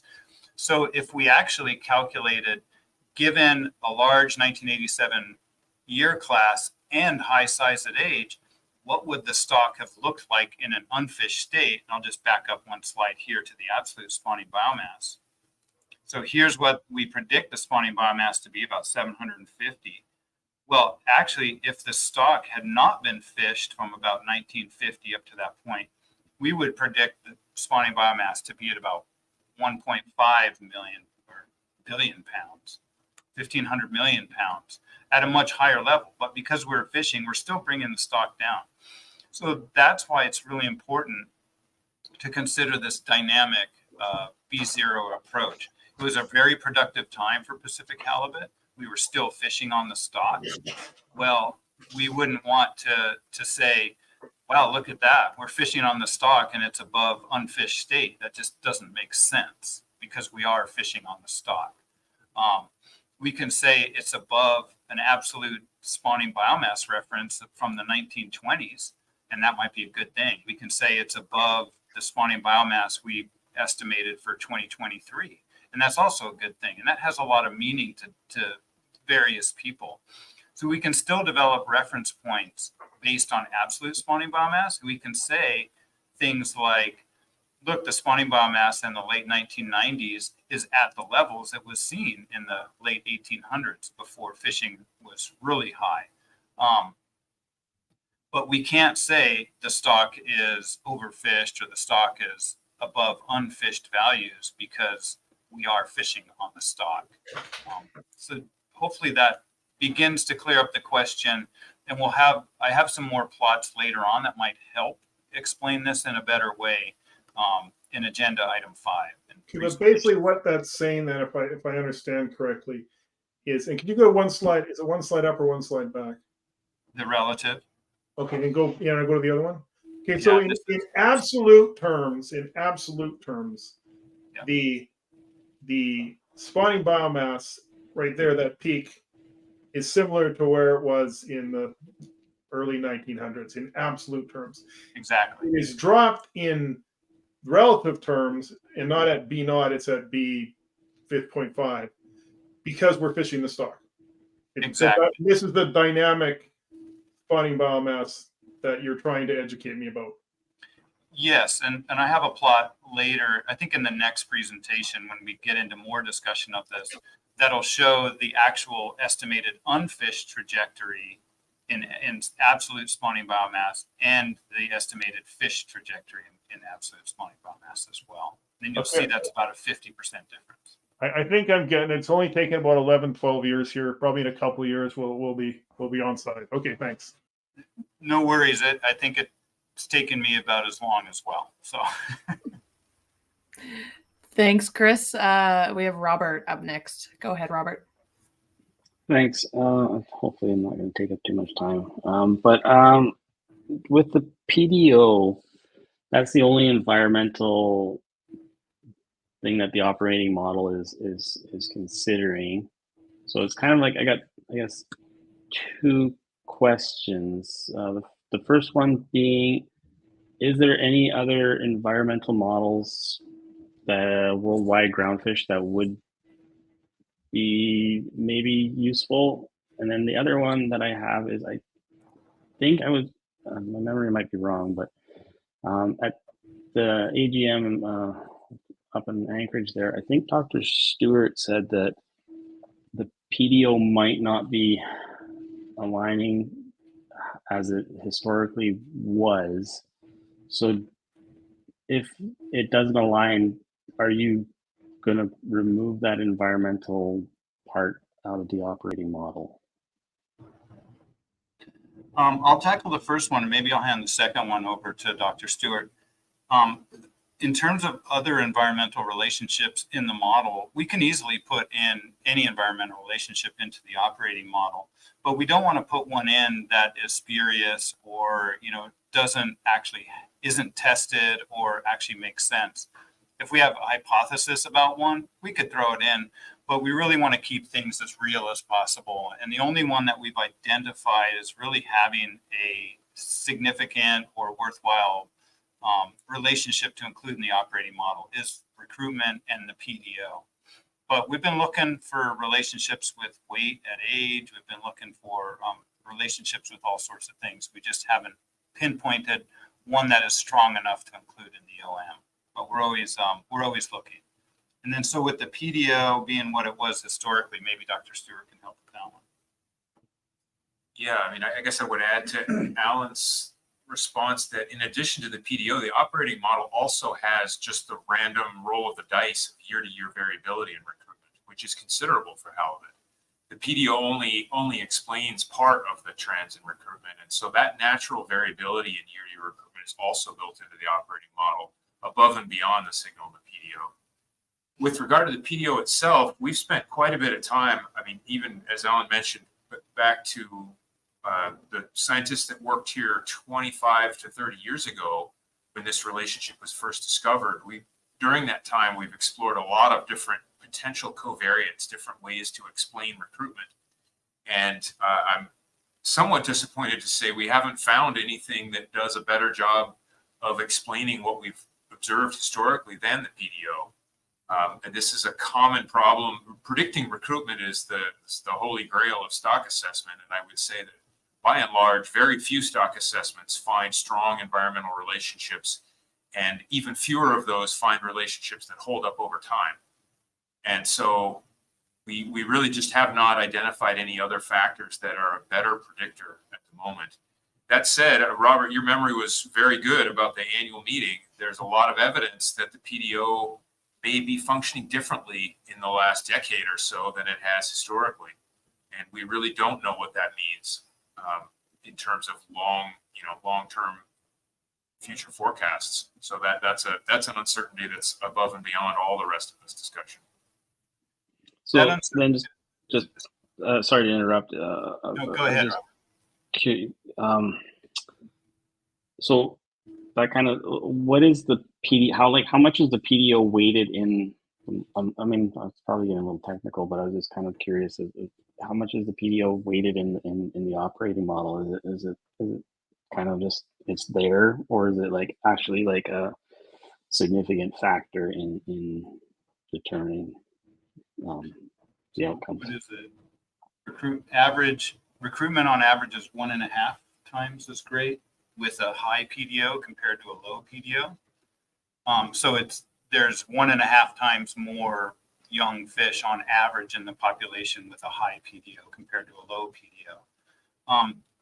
And so it has, that significant effect on productivity of the stock. The other thing is the PDO, the way that it's simulated is some years it might change, in 10 years, sometimes even 5 years in the operating model, and other times it might change in 30 years. And that is part of the uncertainty, is how often does the PDO switch from low to high state? What uncertainty is not being captured in the operating model is if the PDO does not affect recruitment anymore. So the PDO is always affecting recruitment about that 1.5 rate. But we haven't simulated it in the sense that it doesn't affect recruitment, except I'll show you some, what if the average recruitment was consistently low or the average recruitment was consistently high. I'll show you some of those simulations so you can get a sense of how much effect the PDO actually does have on the population and the fishery. Okay, thanks. Yeah, I was just kind of popped in my head and was curious. Thank you. All right, thanks, Robert. I see Tom's hand up and then Forrest's. I'm wondering, just doing a check on time, we're nearing that 3 p.m. Scheduled break time, but why don't we take these next couple of questions and then Alan and Pete, if you feel it's a good point to take a quick break, we can. Yeah, this is Tom. Hey, here's a biology question. It just kind of occurred to me sitting here.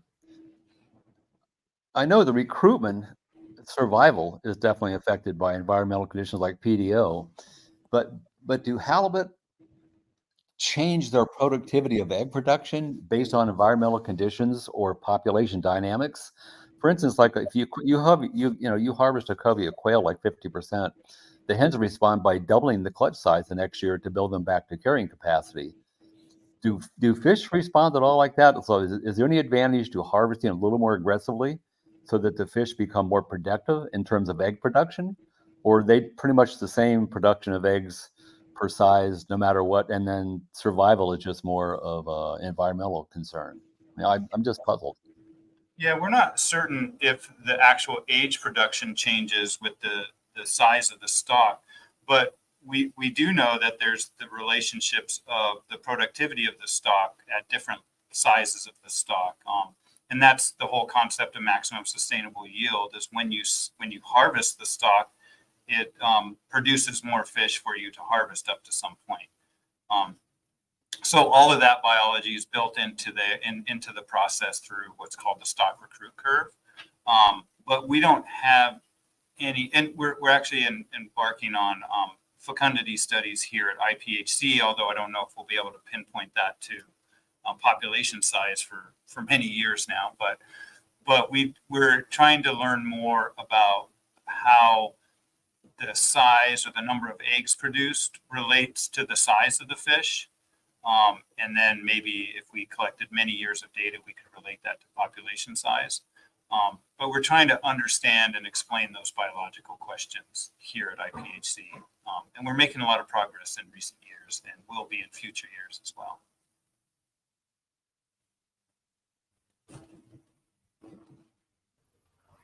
All right, thanks, Tom. Next up, we have Forrest.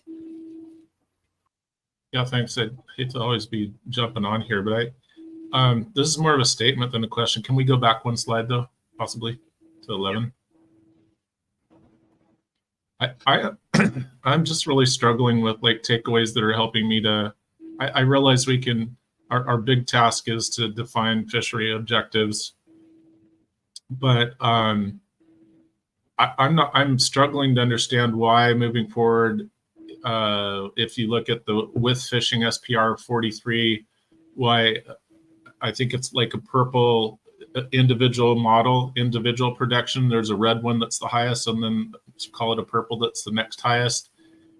I'm struggling to understand, given history in a 1987 year class, why that couldn't be just as reasonable a prediction of what stock modeling will look, or actual stock will look like, than the dark purple line or anything else. And so I guess my takeaway from this is I think we're going to get to talking about possibly an objective of a biological objective of absolute spawning biomass minimums.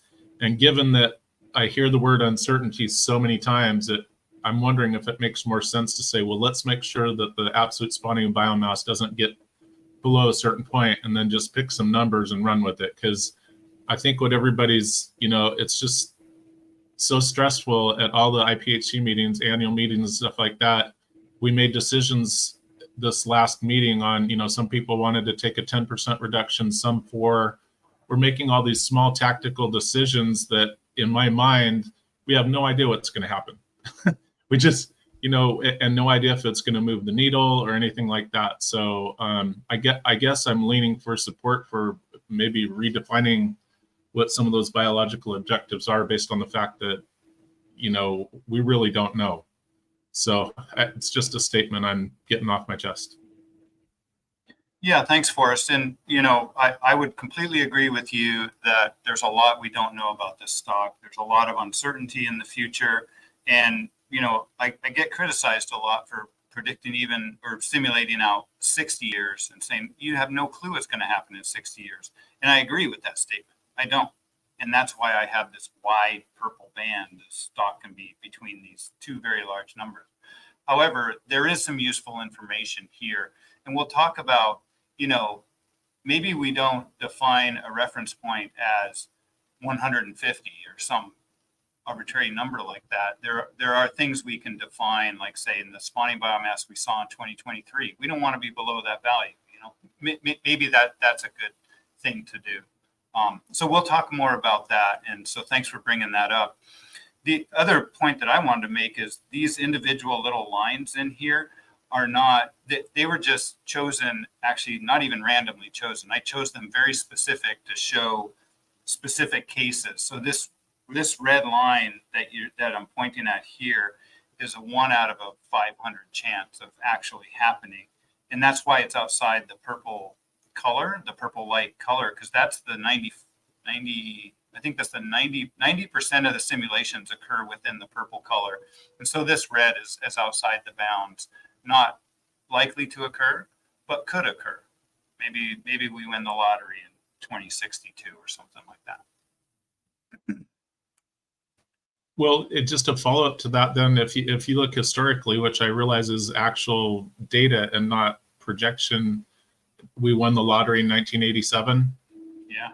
Yep. And why wouldn't we win the lottery again somewhere along the 60-year projection? I'm not reconciling using SPR of 43 and the dark purple line means that the majority, it's not a mean, it's an average. Is that correct? Or not a, it's a median. Yeah, that's what I meant to ask. Yeah. So it's a median. Okay. Yeah, I'll drop it, but thank you. Appreciate it. Yeah. Right, So thanks, Forrest. I think. Sorry, go ahead, Al. No, I was thinking now might be a good time for a short break. I think we've gotten a lot through. We've gone through a lot today. Some really good questions, and I'm glad. I think people have been doing their homework and are understanding the consequences of absolute spawning biomass and relative spawning biomass. When we come back from break, I think I'll move through this operating model stuff because a lot of the questions we're going to come right back to tomorrow. But I did want to give you the chance to ask those questions now and begin the understanding of this. I think we can move through this and start going through some management procedures before the end of the day today. How's that sound? think that sounds great. So yeah, let's go on a quick break. Keep it at 15 minutes. Come back at 15:20. Okay. All right. See you then.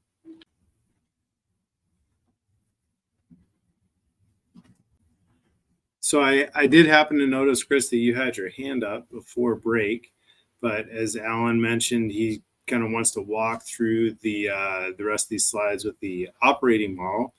Would it be is your question, Chris, pressing, or is it okay if Alan kind of walks through this and perhaps it gets answered in some of these next slides? I can wait. Okay, awesome. All right, Alan. All right. Thanks, co-chairs. You good? Yeah.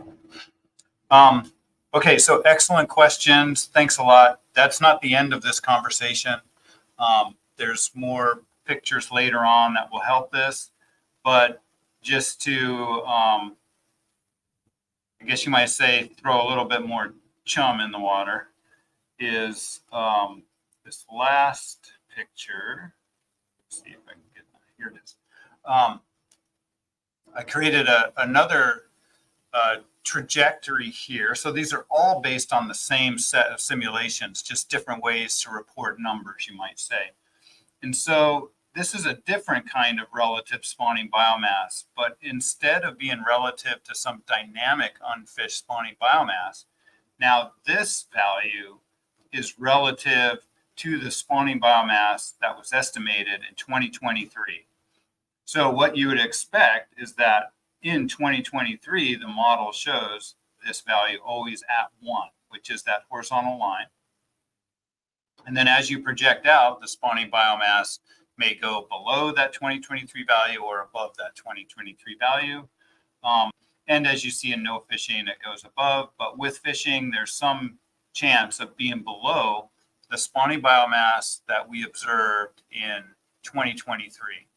And now part of this being relative to the spawning biomass we observed in 2023, it's not an exact 150 or something like that. It's the estimated spawning biomass, and that could have been, that has uncertainty in it as well. So we always make it relative to the value with the uncertainty, and that's why it's always a value of 1 in 2023. And that's that might be a good thing, because we all know that we observed that value of spawning biomass, or that level of fish in the water in 2023. We don't know exactly what it is, but maybe that was a level we don't want to be at. Catch rates were low, the survey was low, et cetera. And so maybe that's a good way to represent a place, a biomass level that is not desirable or at the cusp of desirable, something like that.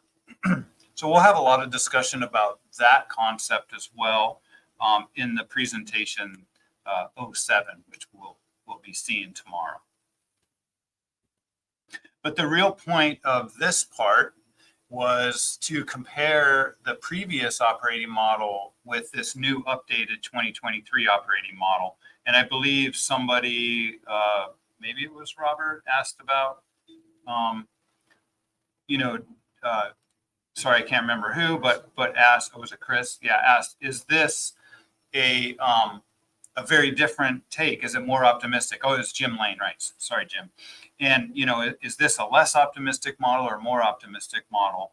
And so here we've printed out the performance metrics related to the priority objectives for the 2022 operating model and 2023 operating model, simulated very similarly. So that's an SPR 43% with different assumptions. And what you can see in terms of the long-term performance metrics, one, it passes that objective of remaining above 20% of B0. So it passes that conservation objective very well. And then the next long-term objective is actually a fishery objective in sort of maintaining this target biomass or being above this threshold biomass of B36%. And you see the values are similar, 0.31 and 0.35. And in the simulation world, those actually are not that far apart, given the uncertainty we see in this population. When we look at short-term performance metrics, we see the median average TCUI. So this is in the next 4 to 14 years. What is the average TCUI we might observe over a 10-year period? And those are almost exactly the same, 59 million pounds. So very similar when fishing at an SPR of 43%, that is. And then we see that the AAV is just slightly different. And then this last short-term performance metric, which is not related to any objective that we've defined, but I just wanted to throw it in there for some perspective, is what's the probability that that short-term spawning biomass in the next 4 to 14 years is less than the spawning biomass observed in 2023? You see those are quite different values. And now those values are different because we have slightly different starting points in both of these operating models. An additional year of data is added to 2023. We have a better understanding of incoming recruitment. And so it's a slightly different take, especially in the short term. It could be a little bit different. So we expect that difference in the short term, but the good thing is that the TCYs remain similar and sort of this long-term depiction of spawning biomass is similar. And because there's there is a higher probability of being less than 36%. So I guess you might say what Jim Lane observed is maybe this model is slightly more pessimistic in maintaining a lower biomass relative to an unfished level. But I think what we can conclude out of this is they're very similar in that past results we've seen from the MSE. We can still use those past results in deciding where to move in the future. And that's really the key here, is we haven't changed the paradigm by a great deal. We've just updated the data and come up with some better understanding of the stock. So that's all that I think I have on the operating model. We can pause there if people want to take a quick pause and ask anything else, especially related to the updated operating model. And then I can move on to management procedures before we take another break for the evening. Looks like Forrest has his hand up. Go ahead, Forrest. Yeah, thanks. So was it 2022 that we updated for adding the new natural mortality to the third modeling? And every time we do that, it goes retroactive to any information that it updates everything historically. And so both of these models consider that, and that wasn't a change between them at all, correct? It actually was a change. So sorry, it is a little bit confusing because the 2022 operating model was created in early 2022. The stock assessment brought in that natural mortality change in late 2022. So this is why I really wanted to compare these two models, is there is that difference in natural mortality rates between the two operating models. The 2022 is the old version of natural mortality. Only 2 of the 4 stock assessment models estimated it. 2023 uses the 3 stock assessments with estimated natural mortality and the 1 with it fixed. Part of the reason that there's not a difference between these 2 operating models is we also simulate the uncertainty in natural mortality in both of these models. So that 2022 operating model actually did contain some natural mortality values that would be more consistent with this new updated stock assessment. And that's what we really hope for in an operating model, is it covers that uncertainty that we might uncover in the future. And we'll talk a little bit more about that with exceptional circumstances as well. Thanks for that. Appreciate it.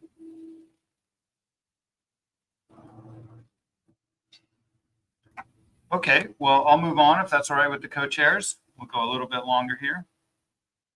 Sounds great.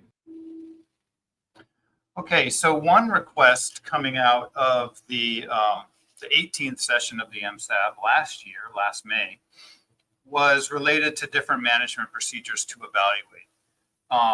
And so I've summarized those 4 points from the MSAB here.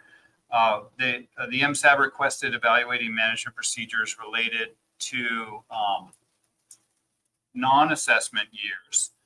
So having this concept of an assessment occurring biennially or triennially. And then in the interim, when there was not an assessment, to determine the TCY using an empirical rule, which is a rule based only on FIS observations. And I have a retrospective analysis that will examine that, hopefully will help understand the empirical rule a little bit better. A second management procedure was to investigate constraints on the coastwide TCY to reduce the interannual variability. That could be a 10% constraint or a 15% constraint, which means just not allowing the TCEY to change by more than that percentage in 1 year to the next, or a slow up, fast down approach or similar approach, which so we could really define anything in that concept. The third element here is a smoothing element on the distribution procedure. And this was if we were to simulate the distribution based on a particular rule that, and that rule incorporated stock distribution, that we might want to use a 3-year average of stock distribution to smooth out some of that uncertainty. However, with this new change in paradigm, we're not really focusing on distribution at this point in time, but I don't want to lose that thread, especially if we were to develop a reference distribution for presentation to help commission with their negotiations. And then finally are different fishing intensities or SPR values ranging from 30 to 56, and then maybe some alternate trigger reference points in the harvest control rule. So as I noted in the actions arising from MSAB019 document earlier today when I presented that, not all of these have been, this is still in progress, and not all of them have been investigated. I'll present to you in this presentation the start of these. And so part of this, let me see if it's on it. No, it wasn't on that page. But part of our discussion today is to discuss the management procedures that we want, that the MSAB will want the Secretariat to investigate over the next coming year. So I want to step through these individually. So assessment frequency, this element is basically conducting an assessment annually, biennially, or triennially. But that means there's some years without an assessment. So the question might be, how do you determine what the coastwide TCY is? Well, you could just set a constant TCY for however many years without an assessment, 2 or 3 years. Or you can use the observations we have from the FIS, say, which will always occur annually. So something important to note, conducting an assessment triennially means that the FIS will always be conducted annually. So there'll always be data every year from the FIS. So maybe that's an observation that could help us update the coastwide TCY. The key here, and something that is commonly desired in MSC analyses, is identifying a simple approach to setting the quotas or the tax or the TCY, whatever you want to call it, in whatever agency you're in. But if you have a simple approach that sometimes is transparent, it's sometimes easy for stakeholders and managers to understand, and scientists. But to use that simple approach, we really needed to verify that with the MSC process. So this could be, a part of that simple approach. Or maybe we go to an entirely simple approach where we only use the assessment to determine the stock status. We don't necessarily use the stock assessment to determine the TCY, but it's really an updating process to make sure we're on track with things, which would then be in concert with an operating model. So we could move away from an assessment for determination of the TCY, which I believe this BC Sablefish process has done. So again, This is something we'll get into more details in agenda item 5, and we'll then be hoping that MSAB has some recommendations or requests on exactly what they want to see evaluated in 2024 and brought to the 101st annual meeting. But it's important to realize there's costs and benefits to this. This is something we've been working on for a while. And one of the major costs to not having an assessment is detailed management information is not available every year. That can cause concern with some people. Say the FIS drops 10% from one year to the next, there's no assessment. People might want an assessment to give them some, is this real? Is this, what's happening? Let's integrate all the data we have to get the best picture possible. And that wouldn't happen if there was an assessment every second or third year. And so there's some other costs. We've done some past simulations and found that there might be a higher chance of a smaller stock size if you don't do an assessment every year. But there's also a lot of benefits. And one of the major benefits might be reduced interannual variability in the TCY. That's another way of, I guess, a fancy way of saying how much does the TCY change every year? Does it change by 15 to 20% every year, or does it change by 5 to 10%? That might be a desirable trait. I see a thumbs. It can wait. Okay. Are we okay, Gwyn? Just want to double check. Yeah, sorry, I was giving a thumbs up to confirmation of the BC Stablefish MSE, and I didn't realize that thumbs just stayed. So apologies. No worries. I just saw it out of the corner of my eye. So that's great. Glad I got that right.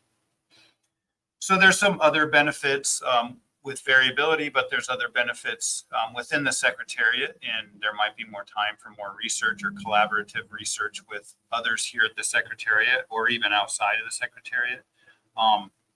And then just to remind everybody, the assessment, a full assessment, is actually done every third year. In those interim years, it's an assessment.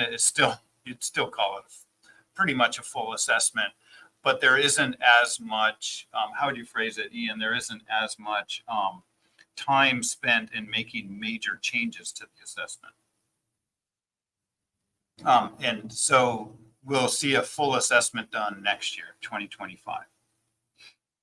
And then this empirical rule has a lot of precedent at other fisheries commissions. So we wouldn't be the first ones implementing something like this. And it's been actually accepted, and a lot of people really appreciate that simpler rule. So just something to think about. Maybe I'll finish on describing the retrospective analysis of an empirical rule today. It might be a good stopping point. There's just a couple of slides here. But this is basically in response to the MSAB request to look what would have happened in the past if we did have an empirical rule. And we noted that there's a lot of things you really have to think about when doing this type of analysis. The first thing is, when do we have a consistent FIS analysis to actually look at the effect of this empirical rule? We don't want to confound in changes in how the FIS was analyzed in the past. So really, we could only do this from 2017 and onward, which was the consistent time of the space-time model being used to analyze the FIS data. The other aspect of this type of retrospective analysis that's difficult is we can't just simply compare this to the assessment back then, although we are comparing it to the adopted TCYs, but we can't say, let's compare it to the reference TCY from the assessment, because the assessment's been updated since then, and it's changed, and some of the, like natural mortality has changed in the last couple of years. And so there's some real big differences that would, again, confound this analysis. But nevertheless, we can do this by comparing what the empirical rule would have said compared to what the actual adopted TCY was. So I always like to throw in a math equation. Sometimes people like it, sometimes people go to sleep, who knows? But what we have here is, this is how the TCY would be determined in the next year. These types of things help me understand it. And it would basically be The TCY for next year would be determined from the TCY this year, the adopted TCY, multiplied by basically the change in the WPUE from the survey. So if the 030 WPUE in year Y went up 10%, then the TCY in year Y plus 1 would go up 10%. Now, one thing I really wanted to show with this equation is the lag in the years. Yeah, on the right-hand side there, we're comparing, say, the WPUE from 2022 to the WPUE from 2023 to determine the TCY in 2024. And that's all the data that we have available to do that. So there is that concept to consider, but if we did this in an MSC simulation, it would account for that lag and we'd actually see the performance even with that lag. So it's not something I worry about. It's just something to be aware of. All right, so what are the results of this retrospective analysis? And there's a little bit more detail in the document if you want to get deeper into it. But the top plot now shows the empirical TCY on the vertical y-axis plotted against the adopted TCY on the x or horizontal axis. And all this is showing is that the empirical rule in some years was slightly higher than what would have been adopted, and the empirical rule was less in maybe 4 or 5 of those years than actually what was adopted. So I plotted that and showed it to Dr. Stewart, and we said something just is missing there. It's hard to understand what's going on. So we created the plot on the bottom, which actually shows the individual years and then compares the adopted, which are the X's, which is the actual time series. And then it shows what the empirical rule would have predicted from that X. Now we can't go back and just say, well, what would the time series been from 2017 if the empirical rule was adopted every year? Because the dynamics and the decisions made were dependent on those decisions that were made. So we have to look at it 1 year at a time, which is why these blue lines only go ahead 1 year. But it gives us an indication, say in 2017, going to 2018 here, the adopted value and the empirical rule were actually very, very similar. Where they differed was going to 2019, and the empirical rule showed a decline in the coast-wide WPUE, but that 2019 adopted value was a bit higher. And if I remember right, 2019 would have been, was that when it might have thought there was a larger 2012 year class than was actually expected? It was updated later. It's hard to remember back. Yeah. But nevertheless, then 2019 to 20 was similar. And then again, here's the one that we can really understand because it's probably a little bit more fresh in our memories. Was going to 2023, the coastwide WPUE declined by, I think, 10% that year.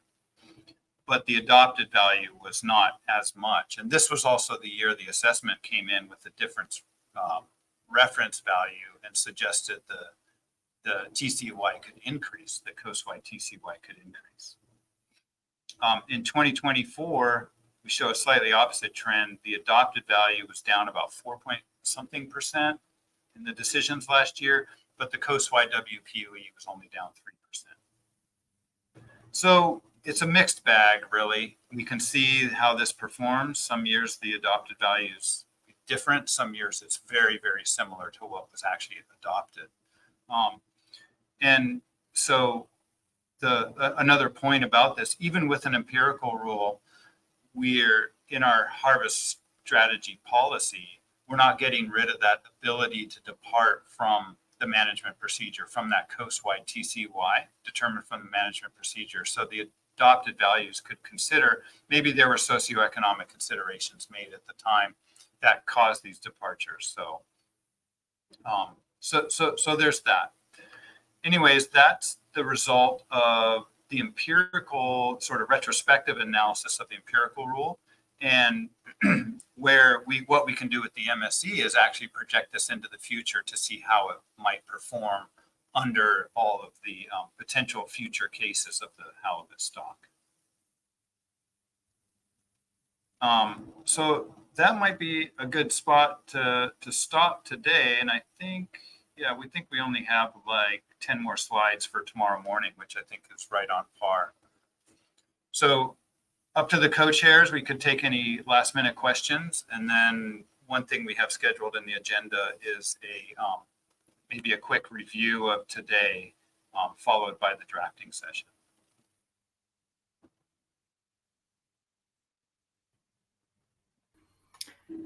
Thanks, Ellen. I think that sounds good as a way to move forward. So I'll put it out there if anyone has any questions or would like Ellen to dig a bit deeper into something or explain something again. I see Robert's hand up. Go ahead, Robert, and then we'll go to Michelle. Yeah, I'm just curious with the empirical rule. What year is it that we went to the full space-time modeling? Was it 2019? 16. Yeah, it was 2016. And so for the empirical rule to have a comparison, it has to do 2016 to 2017. Okay. So that's why the first year is 2017. And then the other question is, we've kind of due to budgetary constraints and stuff like that, this survey is greatly reduced now. How would we account for the uncertainty? Like, I understand the core stock is still getting surveyed, and it's just the outliers, and I don't know how much of that contributes to the overall abundance. But if the FIS isn't catching everything, how is that going to play out in the long-term modeling? Yeah, that's a really good question, Robert. It's something that the SRB has already caught on to and has made a request for the Secretariat to begin doing analyses using the MSE on reduced FIS designs. So what we've been working on now is just identifying what are the expectations in the uncertainty, how much would uncertainty increase with these reduced FIS designs. And then we can use those increased uncertainties, say, to simulate forward in the future and capture the differences in performance of an empirical rule under a more uncertain, a less certain survey versus the full survey, for example. So, you know, the MSE can do almost everything, but that's another aspect that we'll have to bring into the MSE simulations. And so what we're planning to do is have a couple of different scenarios, like a less precise survey and a full survey, but at its normal precision. And then we can see how much the survey does affect this. But you've caught right onto it, Robert, is this empirical rule is likely to be greatly affected by the uncertainty. The performance in management would be affected by the uncertainty in the FIS. I have another question, but I can wait until other people have had a chance to speak. I don't want to hog all the time. All right, sounds good, Robert. Michelle, we'll go over to you, and then Robert, we can loop back.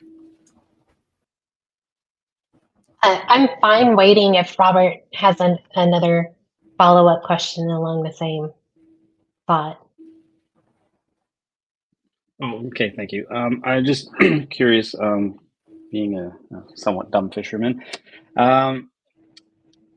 does it have an empirical rule have to be like FIS, like science-based, or can it be something similar to like logbook data, or I don't know, trawl survey, or I'm just curious about what the definition of an empirical rule is. Is it just like it's a hard and fast something based off of something, or is it?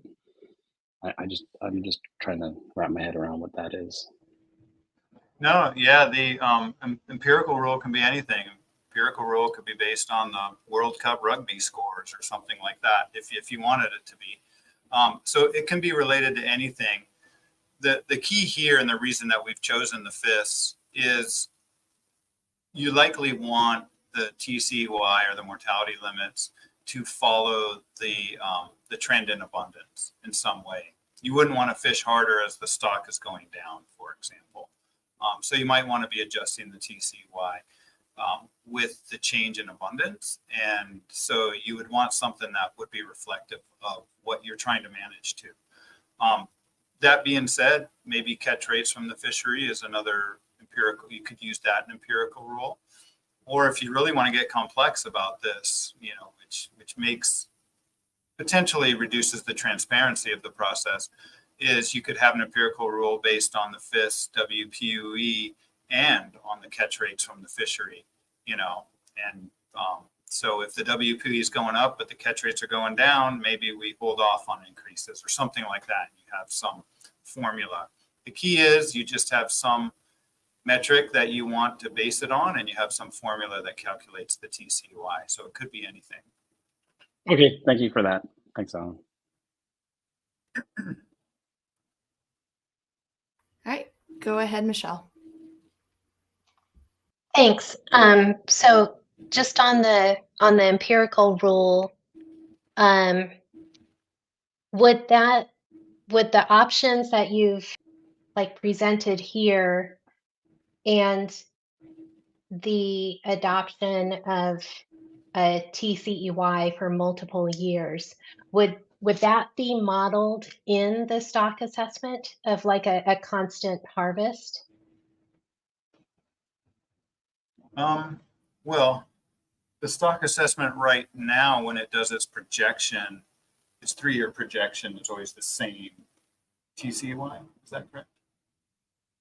Yeah, so it would not be projected in the stock assessment in any particular way, but the MSE, then when it does its annual cycle in the simulations, would always be accounting appropriately for it.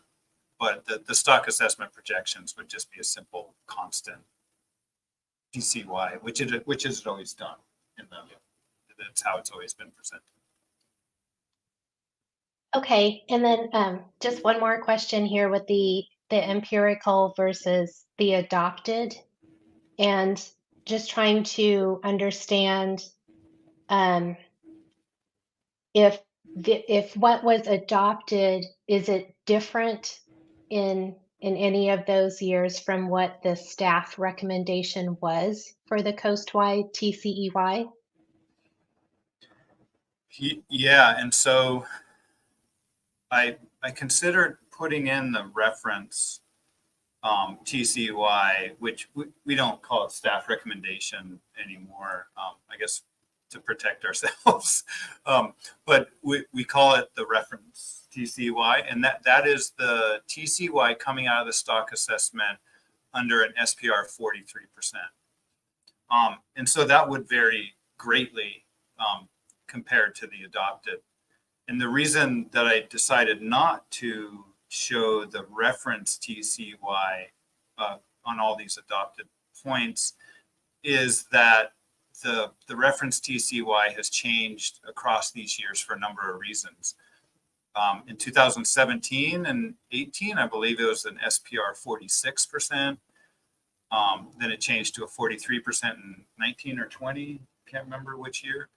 And then in the most recent 2 years, the stock assessment had a slight paradigm shift with natural mortality, which resulted in different TCYs as well. So I felt it would just become confusing. There were so many differences in what reference meant across these years that those differences would become confusing as well. That being said, I believe, I can't remember when I'll present it, if it's in this presentation or the next, but I do have a figure presenting the adopted versus reference TCYs, I think, looking at decisions that the commission has made. So yeah, that might help understanding how different these adopted values are from the reference. Thanks, Ellen. If I may, I guess what I was trying to get at is how this comparison, how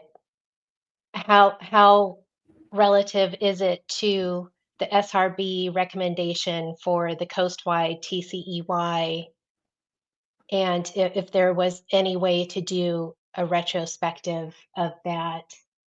And I don't know if that is the same as the reference for those past years, if that would have been the same as the reference, or if that would have produced a different result. Sorry, you said to compare it to, what was that?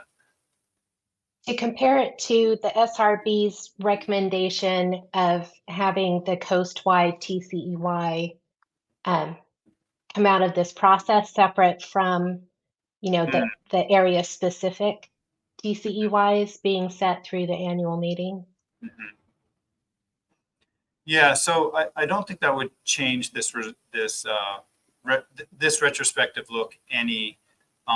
Their recommendation is basically to just focus on the coastwide scale, which is what we're focusing on with this. So it would be exactly the same.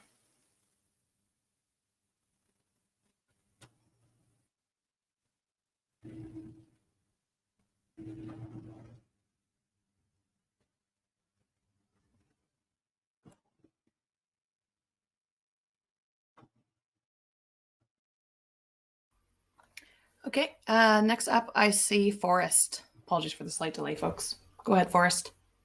Yeah, sure, thanks. So this is an introduction, is this our one opportunity to comment, or will we be picking this back up in agenda item 5 tomorrow? We'll definitely be discussing different empirical rules, but not the retrospective analysis. But, that could be a point made when discussing what empirical rules to investigate this year.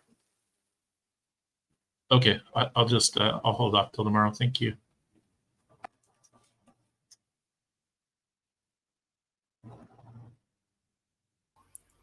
All right, any other questions before we move on? Kurt, I see your hand up. Go ahead. Yeah, thanks. Alan and Ian, you probably already loaded this, but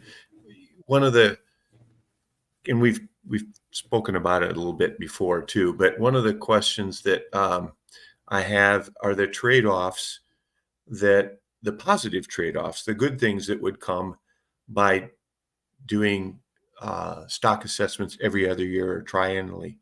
I know that frees you guys up to do other things. And if you could brief us on that, and you're probably already there, but I mention it because that's a question I would ask probably tomorrow when we get into this. Yeah, Kurt, the commission has already asked us that question. And so we put this table together. That was one thing they really want to know. What are the costs and the benefits to not conducting a stock assessment every year? So we put this list together, noting that, the detailed information may not be available every year. There might be some risks that we'll find out in the MSE simulations, but there's also a lot of benefits of stability and also potentially additional time to do some research, not only biological research, but research on how to best improve the stock assessment, use improved methods for estimating parameters, for example, or even a little bit more collaborative time to improve the MSE simulations themselves as well. So there are some costs and benefits to consider, and that I hope we have a full list here. But if the MSAB has any other ideas on costs and benefits, the Secretariat would love to hear them and add them to this table.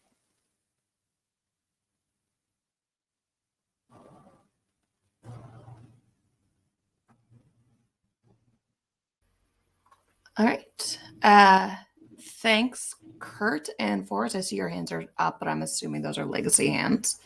I see them disappearing quickly. Any other thoughts or questions before we kind of move on to a bit of a review of the afternoon?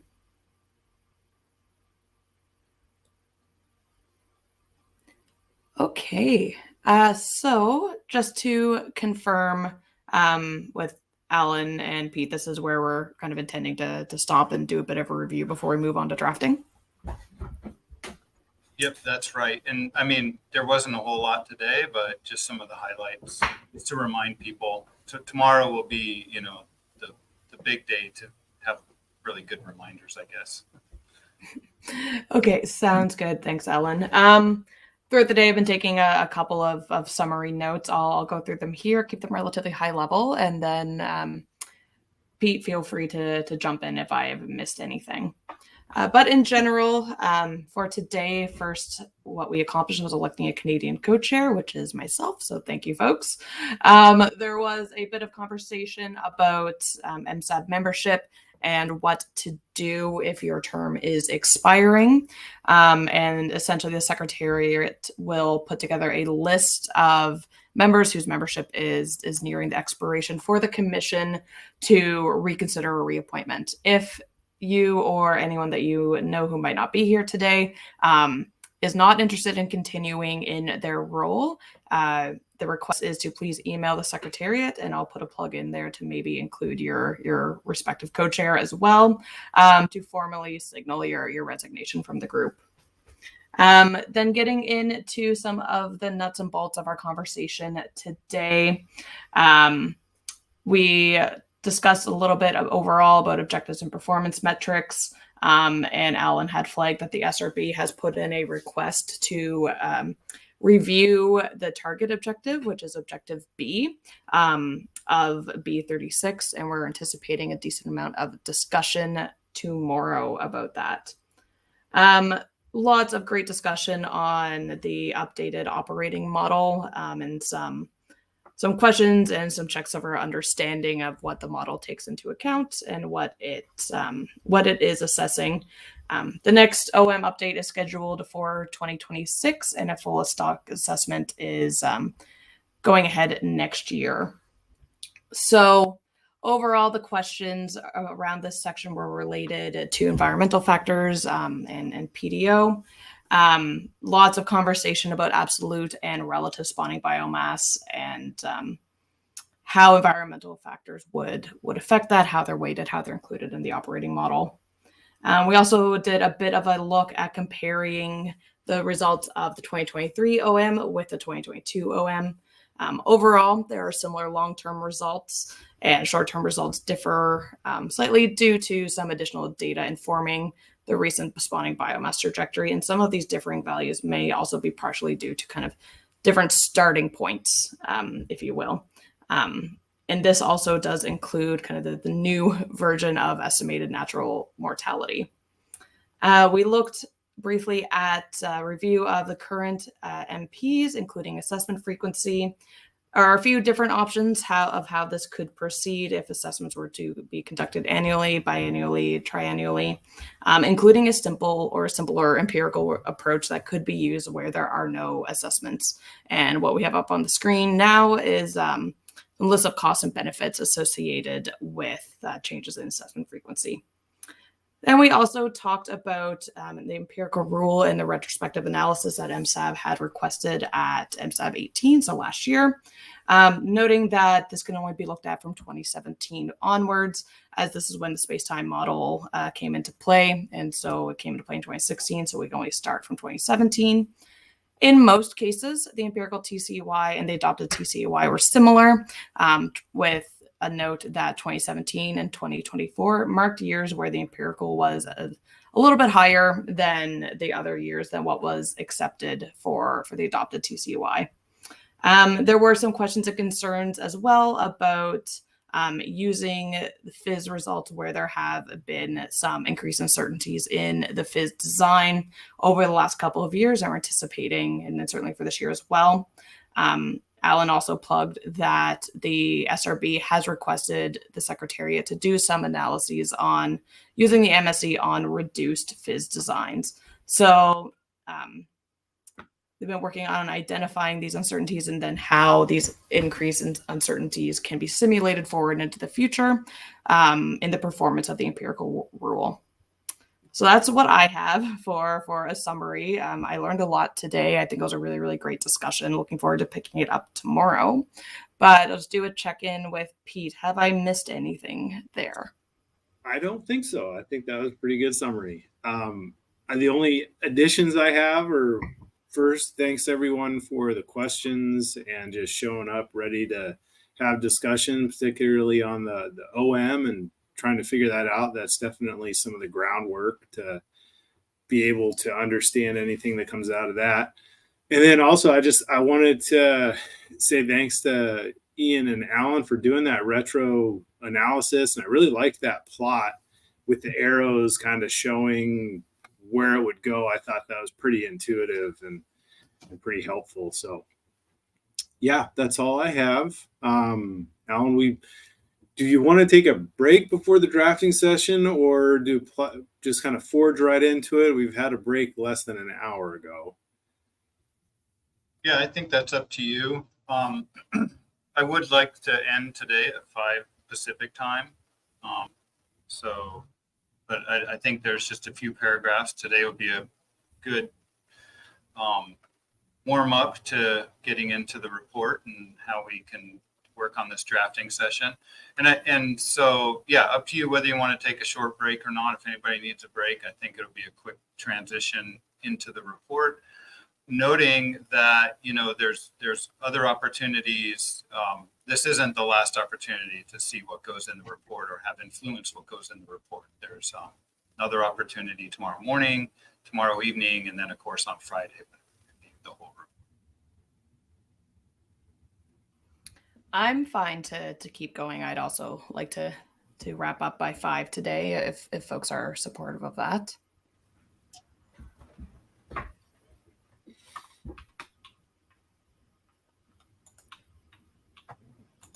What I'll do is I'll share my screen and I'll be able to edit on the fly.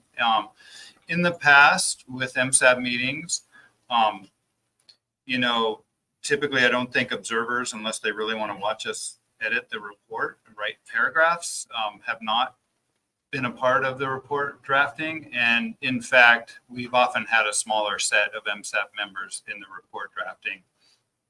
After today's session, I'll take this away and just make sure it's all nice and clean and that somewhat readable. And then we'll email it out to MSAB members tonight that were in attendance so they can review it and then be ready to make any comments tomorrow morning on it if necessary, or identify areas where we want to come back to. So I guess that's my way of saying if you want to drop off, feel free. This is not the most exciting part of the meeting. But I am enjoying watching the sun coming in and out of your office there, Pete. Yeah, I can feel it. I can feel a sunburn starting on the lower half of my face. Okay. I'm going to actually share my screen. See the report pop up.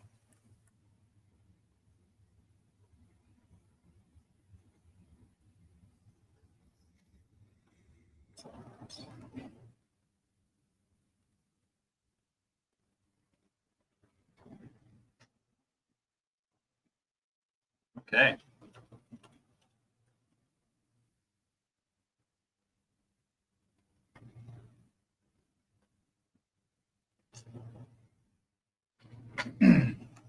Okay, so what I can do is I'll just drive us through the report and indicate the sections, and then we can start adding a few paragraphs. This report is built upon last year's report, so there's a lot of things in here which we'll want to delete or remove, but we've tried to update and get it sort of ready for the drafting today. So this is the report of the 19th session. It has a very specific format. We'll fill in acronyms after the fact. We've identified a number of them. If they come up, well, MSAB has come up, so we'll keep those in. Things in red, are things we're just highlighting for everyone to be aware of. Do we need to keep it, or should we delete it, or should we update it? A lot of things in black are sort of meant to be there. And so we have definitions. It's important then the terminology used in the report. We have these different levels of terms used. The highest, level 1, are things like recommended, adopted, requested, or accepted. And these are things that we really take seriously. You think about them that way. When something is requested or recommended, the Secretariat will make sure that that is considered, and that's always reported in the actions from a previous meeting. A level 2 is agreed. This is a really useful thing if there's just a general point of agreement. And so it may not be elevated to the commission's reporting structure. So say to the annual meeting, something that's agreed would be useful for the MSAB to consider, but it may not be elevated to the commission level. So the commissioners may not be made explicitly aware of it, but they may realize it through reading the report or having discussion with MSAB members. And then noting, considered, urged, acknowledged are terms, and there's other terms as well. But these are terms that are just useful for filling in the report to highlight important things that may then be relevant to a recommendation or a request or an agreement. The more you work with this, the more comfortable and the more aware of those terms you become. So the executive summary will be populated after the report's adopted on Friday. So we don't have to worry about that. We have a table of contents, which follows the agenda. And then we have the report itself. And so we can begin just, walking through and drafting some of these paragraphs. In the past, I think what's worked best is to not get, too in the weeds on the very, very specific wording, but to first identify paragraphs that the MSAB would like to have in the report.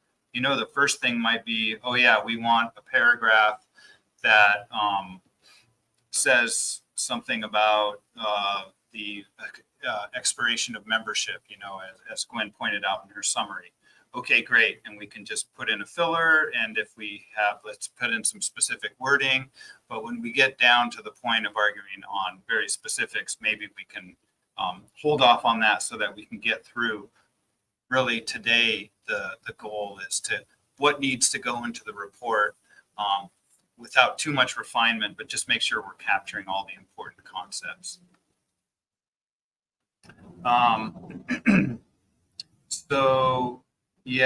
So we have the opening of the session, and we'll fill in the details with list of participants. This is in red, so we'll update this from the apologies that we have received. This is inaccurate at this point, so being in red makes us realize what is important. And then 3 is a paragraph. 3 is a paragraph that is always been in our MSAB report, just indicating the IPHC rules of procedure. And in yellow is the things that we'll probably put a link into or something like that. But this is verbatim from the rules of procedure, so that can stay in there.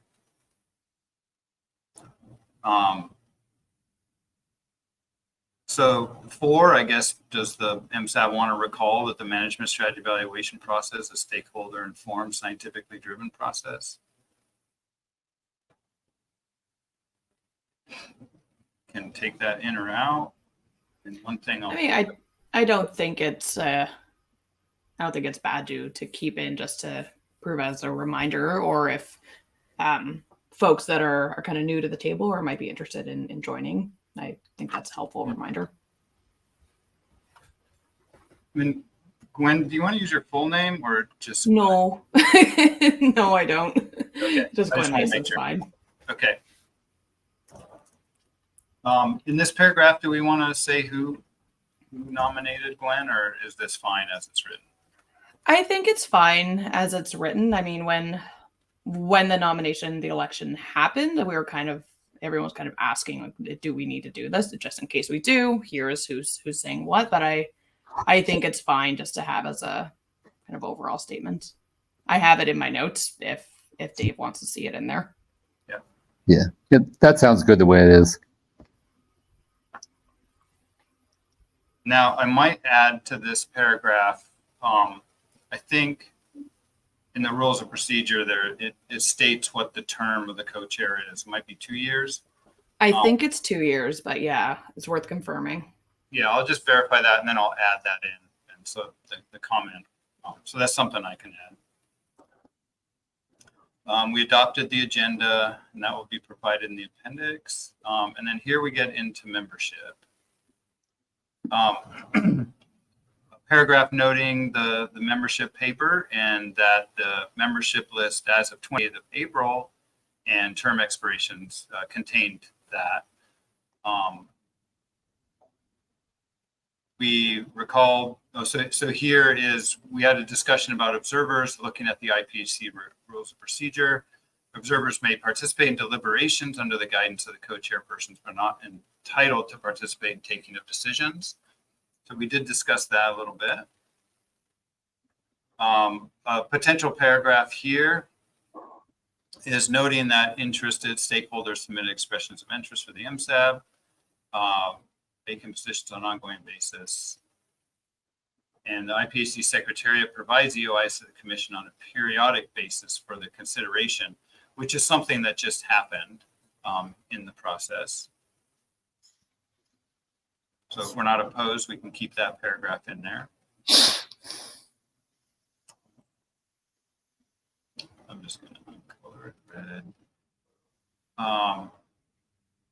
And then what I added earlier today were a couple of paragraphs noting the new members of the MSAB.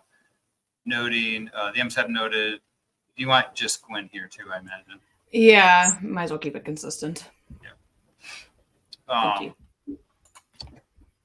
And noting that this was an appointment as a governmental member, whereas these others, Linda Bankin, Michelle Conrad, Michael Fowler, were appointed to the MSAB representing these different interests, U.S. commercial and Canadian commercial. And I suppose I can put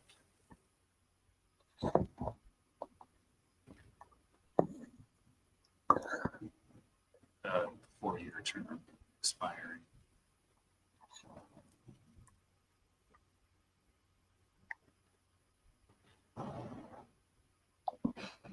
Okay.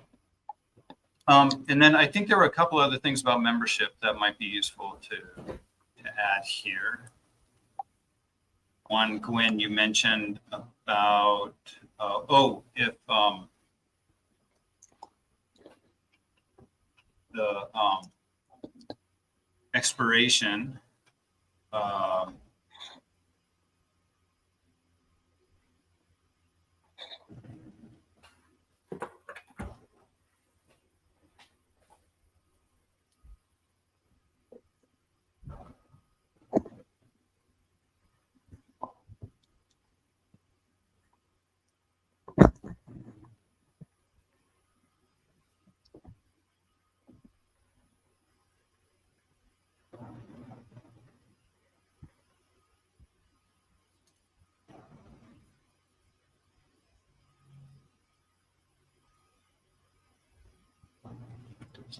this out.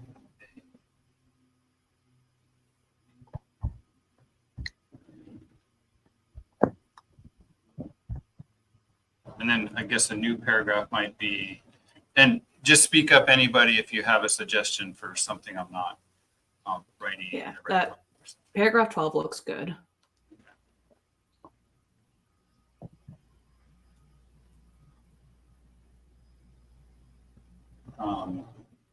trying to think of the resignation process you mentioned, Gwyn, here. Noted that members resigning,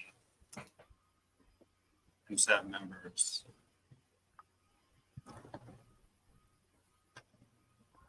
Resigning or who wish to resign? That indicates you may not be able to resign. I think Anne Marie's specific response to me last week when I asked if she was going to continue was, I have a choice. And my prompt answer was, no, you do not. Yeah, I will keep it as that. And so the members wishing to resign, I think I'll use the word shall instead of should.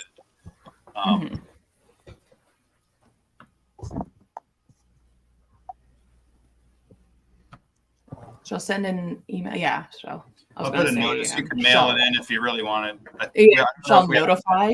Yeah, shall notify. Alan, this is Kurt. I don't have any specific wording for it, but I think the implication is that if a member is holding a seat and there are other people who have expressed interest in joining, getting that existing member's intentions early is important. I don't know how you craft that in here, but the implication is that it's not a big deal if nobody's waiting to try and wants to join. But it does get cumbersome if someone wants to be on the MSAB and we don't even know if there's going to be any seats available for them. Okay. So you might be, an example might be the current situation where Brian Ritchie expressed interest in joining the MSAB, noting that there were no U.S. recreational seats available. Right. Again, I don't know how to word that, but there's a little bit of context there that at least jumped out at me when we were talking about it.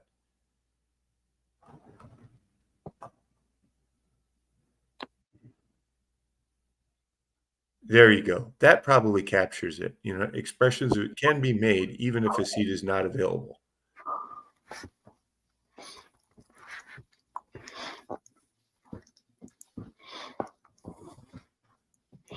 Yeah, I might think about better wording on the end of that sentence. Yeah. I think it's capturing what you were saying there. Yeah, we certainly want to encourage people to listen remotely if they're not on MSAB, and if they do get to a point where they are interested, we want to encourage them to let us know that. Mm-hmm.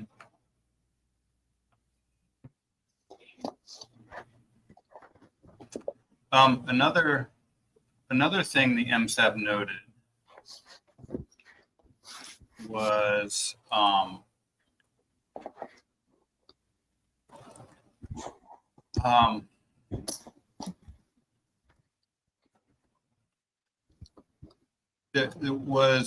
we discussed briefly the maximum number of representatives from each party.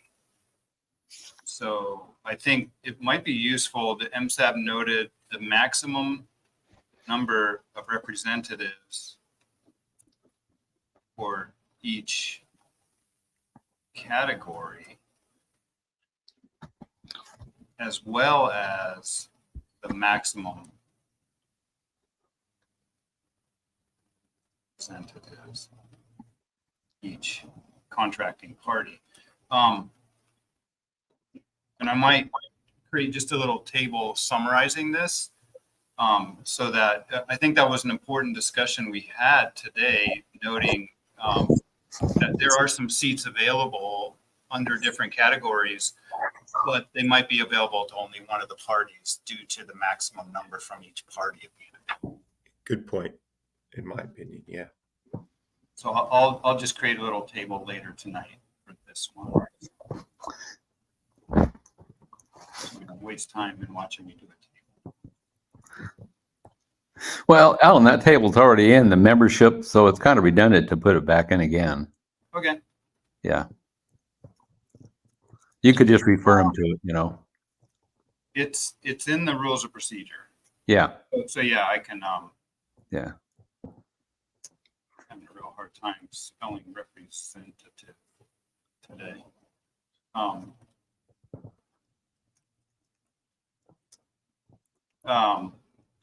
Noted. Yeah, I'll just put in a link to the IPHC rules of procedure. Thanks, Tom. Yeah.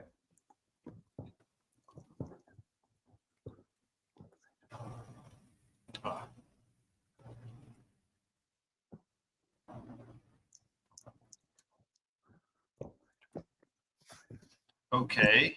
I'm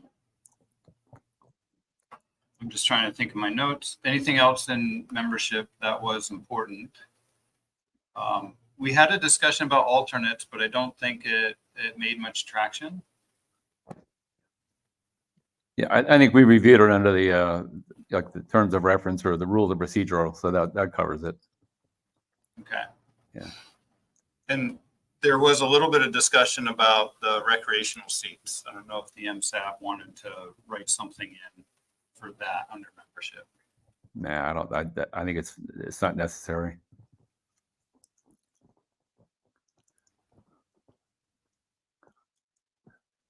Okay. Anything else on membership?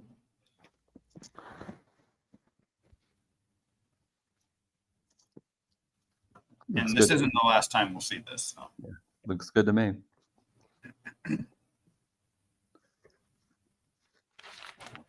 Okay, well, let's move on to the actions arising from the 18th session. Paragraphs we have is just a boilerplate here of what they're noting in the paper.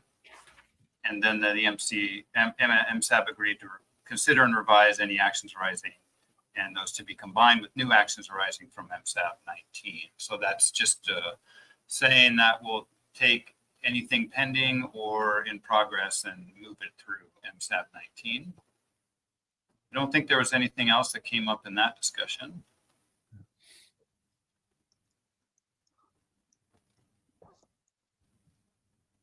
Yeah. That was where we had the short discussion about alternates, and Tom brought up the travel. But I don't think we need to note that here. I don't think there was anything other than this from the annual meeting. Would it be worth adding something that, like the MSAB noted, that an intersessional will be taking place in the near future? I'm not sure if that's kosher to have in this report. We can always write it in as a note.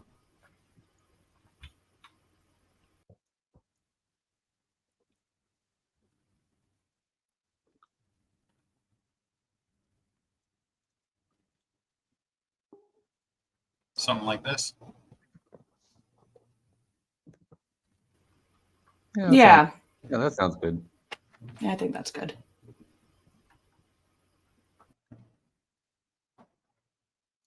Okay. Then we're into what we've been discussing today, the management strategy evaluation updates. And the first one is just to note the paper and a couple of things that it's presenting. So 4.1, you can see there's a lot of blue text. Anything highlighted in blue means that's probably from last year. It needs to be updated. So to investigate management procedures. Yeah, so that's definitely from last year. So that this one can go because we already did that. Trying to think of the order that we went through. So I wonder if actually a first thing to note maybe the harvest strategy policy and the framework. It's HSP for harvest strategy policy, but then fix it later.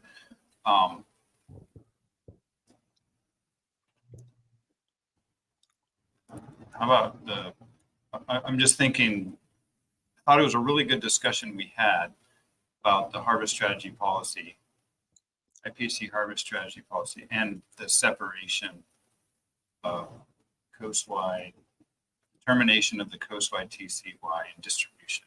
How about that?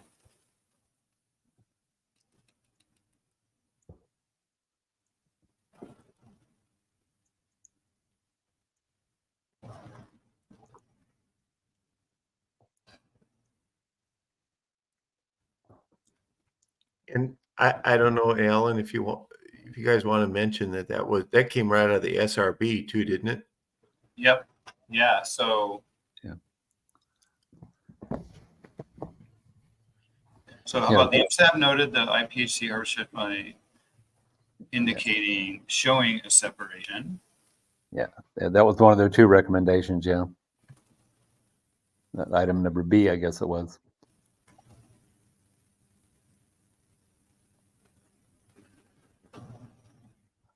And how about, and we just say, and the SRB recommendation. Yeah, that'd be fine. Yeah. Separate, and then I will put in the quote of the SRB below. So yeah. The fact is we're just in sync with the SRB and. Yep.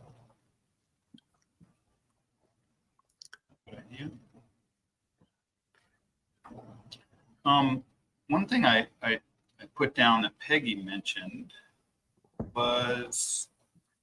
is that this is a structure, the MSE, or this framework, and this, she talked about this structure to allow stakeholders and input to the management process. Is that something that the MSAB might want to note, or should we wait for Peggy to maybe expand on that? I don't know. It's just something I wrote in my notes, and I appreciate it. Yeah, but I think her point was that that stakeholders should make their concerns known through the SRB members. So which is kind of what we're here for. So. Yeah.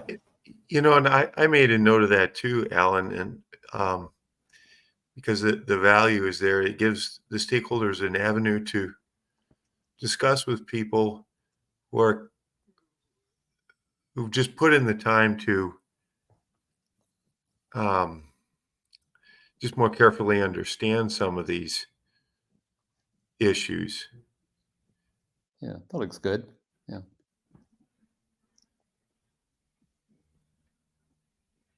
But yeah, we could add more related to that. I mean, that captures it broadly. Yeah, it does. Yeah. Period after involvement's fine. Yeah.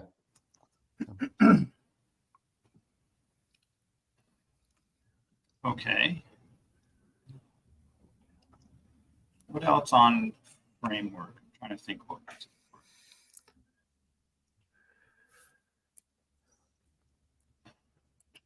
After framework, we discussed the operating model.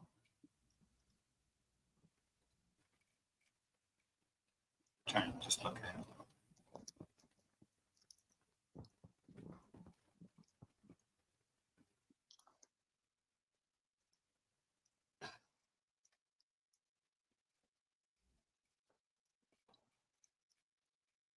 My notes are next notes I have are on the performance metrics. Okay. Yeah.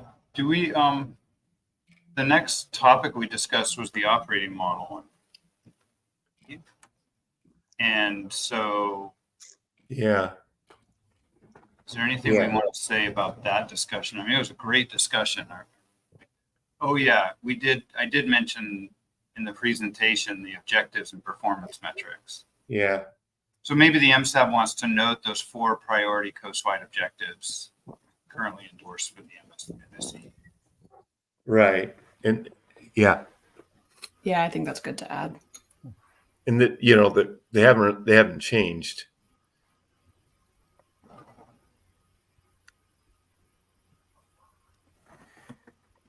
Is there a way we want to say they haven't changed? Well, I guess you got it.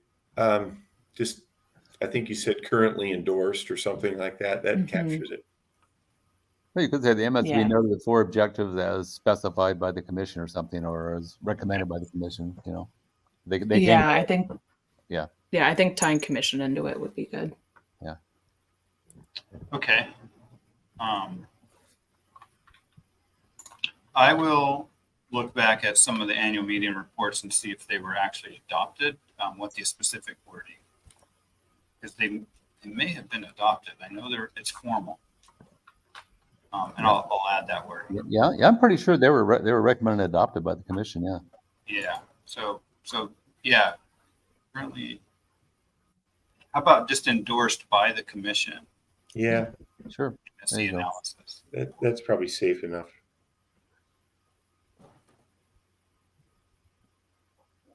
Yeah.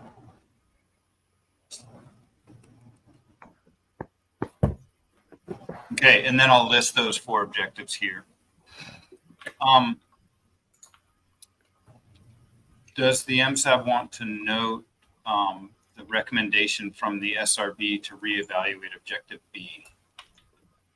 I think it would be worth noting. Yeah, I think it'd be worth putting in there because they had those 2. One, you know, that they had concerns about that 36%, and 2, then have an independent process for distribution.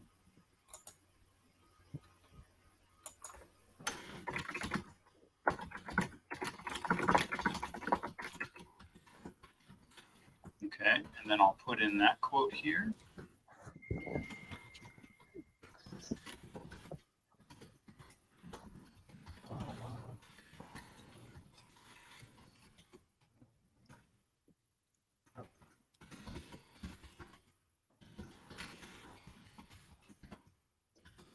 He's in the waiting room. I think it's too sunny in Juneau for the internet to work. What a problem to have. You're not in Juneau, so I'll make sure that is Pete back? I can't see the list. It looks like he is. He's just getting permissions to speak. All right, thanks, Pete. Yeah, Did you get a little suntan out there? Trying to. If it finishes up, it'd be a little more successful. Yeah. Just kidding. Vitamin D. Okay, so we have the SRB recommendation. I think that's good sort of background to everything we'll be discussing.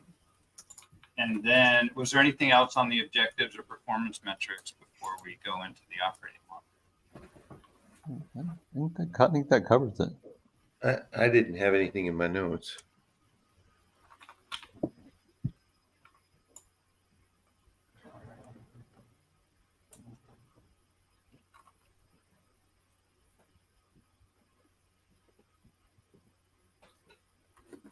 Is there anything that we need to capture in this section from the discussion we had on the operating model? Or can we just say the conclusion of that section was the updated operating from 2023 incorporates, I think, Gwyn, you had some really good wording. It incorporates updates to the data, but was similar enough to past operating models that those MSC results hold or something like that.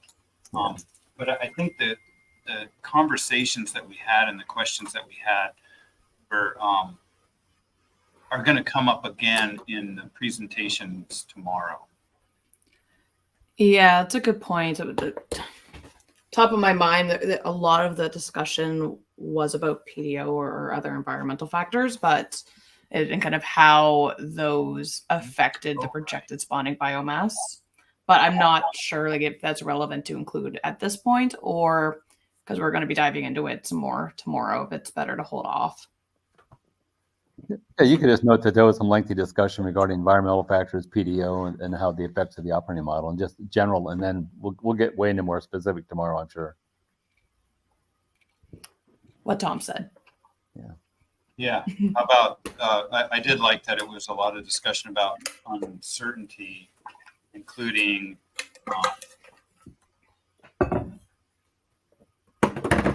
influences. Some of the other things discussed. No, I think that covers it. That just generally covers what we did. So that sounds good. We'll get maybe in detail tomorrow a lot more on that stuff again. Yeah.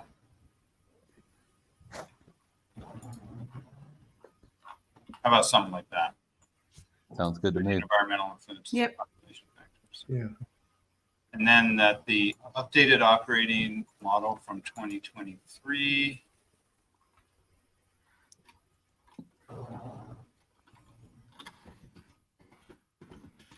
So much of that discussion was really just a lot of good questions about interpreting what you had put up.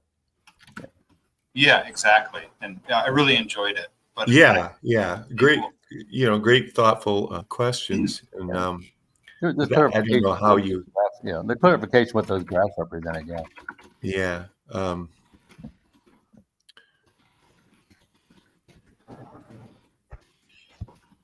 But then summed up with that table you put up there comparing with the previous operating model. Is the next thing I had in my notes. Just they tracked really well. I don't know if I'm getting too wordy on this paragraph 26. This one here.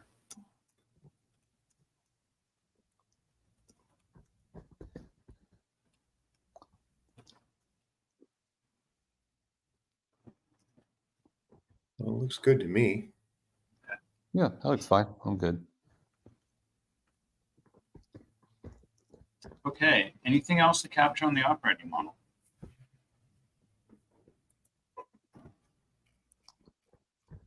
And yeah, I mean, if people have an epiphany overnight, there's also the option to ask.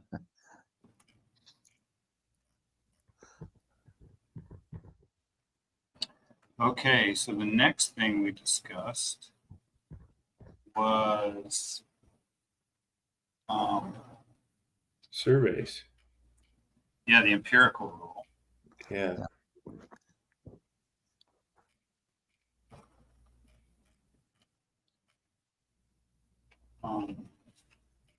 And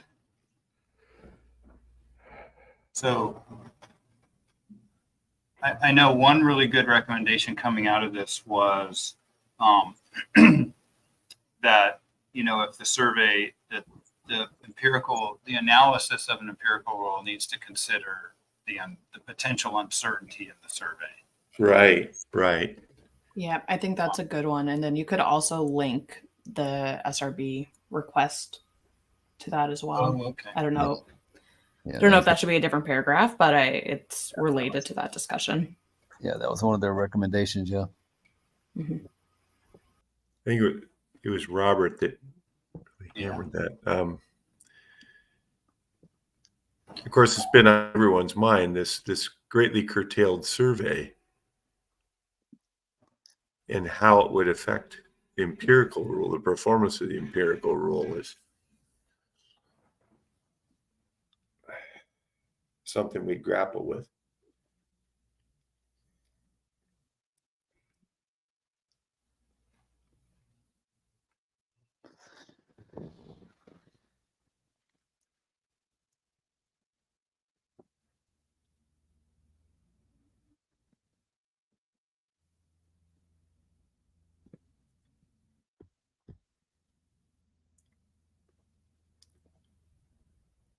The MSAB noted empirical rule based on the FIS WPUE would be affected by a change in the survey design and precision of the estimated WPUE. Yeah.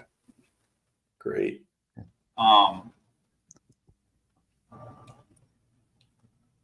Now, if the MSAB wanted to make a request that the Secretariat incorporate alternative levels of uncertainty, this, they could here, and then reference the SRB request as well, just saying that the MSAB requests,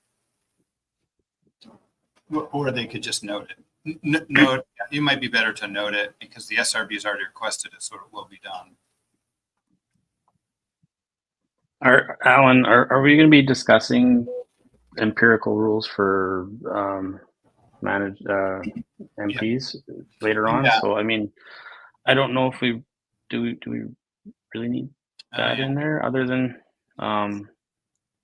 because I think we're going to be talking about that, so we probably won't need something until we get to that point, maybe. Yeah. Okay. Yeah, Yeah, that's a good it'll definitely come out. Document 6 has a lot to do about it. Yeah. So do we need a statement to open up this section? Noted noted.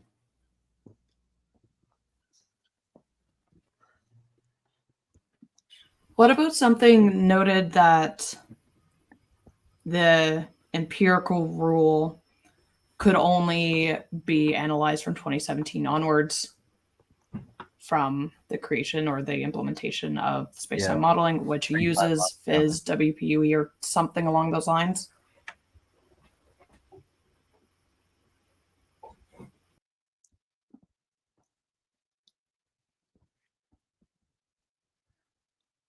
Yeah, of course you're limited from 217 forward or something. Yeah.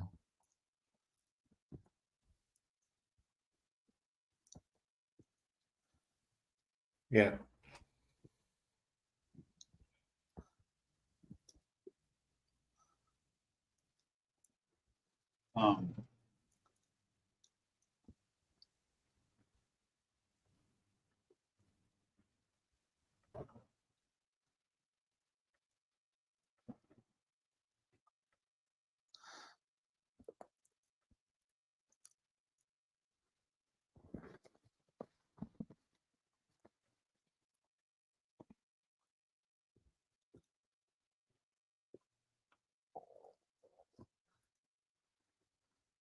Along that lines?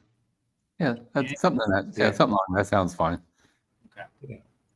That's a good point of clarification.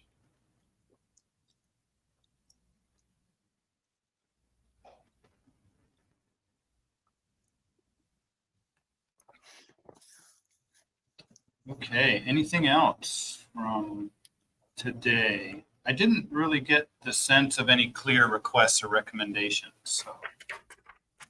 No, I think today was just more for, I think, clarification to understand, what some of the operating model changes are. Yeah. Because there was really no request. It was just more of one of clarification and better understanding. And that's the purpose of document 6, presentation 6, is to give some background and updates to what's been done. And then 7, when we get to agenda item 5, is when we'll be discussing the specifics of what requests might be for the Secretariat to partake this year. We could always draw attention to it tomorrow morning as well, after folks have had a chance to sleep on it, if MSAB does kind of feel like it should be a request rather than noted with regards to. Yeah, I think it's covered pretty well. Changes in the Phys. Okay. Then anything else, or are we done with drafting today? I think that looks pretty good. Cool. Yeah, looks good on my end. I can't see who's still online because I'm a decent number of people. Good. No, it looks good.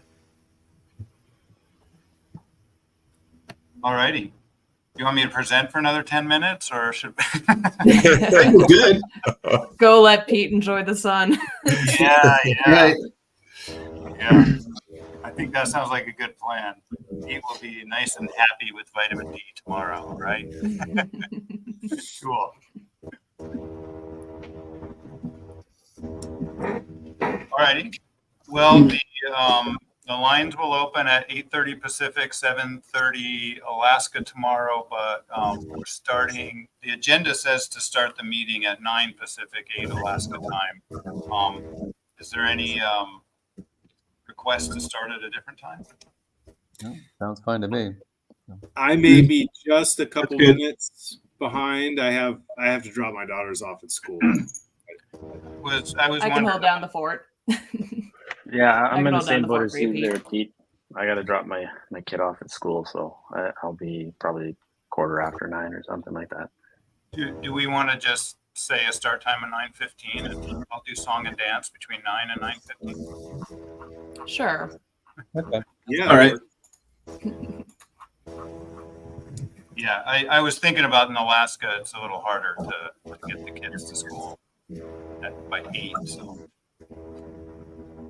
with the Alaska time. I'll send out the report. I'll clean it up a bit tonight, and I'll send out what's been written here as a draft, so everybody's aware of it. When I send that out, I'll make a note that we're going to start at 9:15 tomorrow morning as well. But with that being said, if people show up early, they can chat with us and ask any questions. Boy, thanks a lot. Or Gwen or Pete, have you guys reserved the last hour? Is that on the agenda, the last hour's report writing tomorrow? Yes. Yeah. Okay, thank you.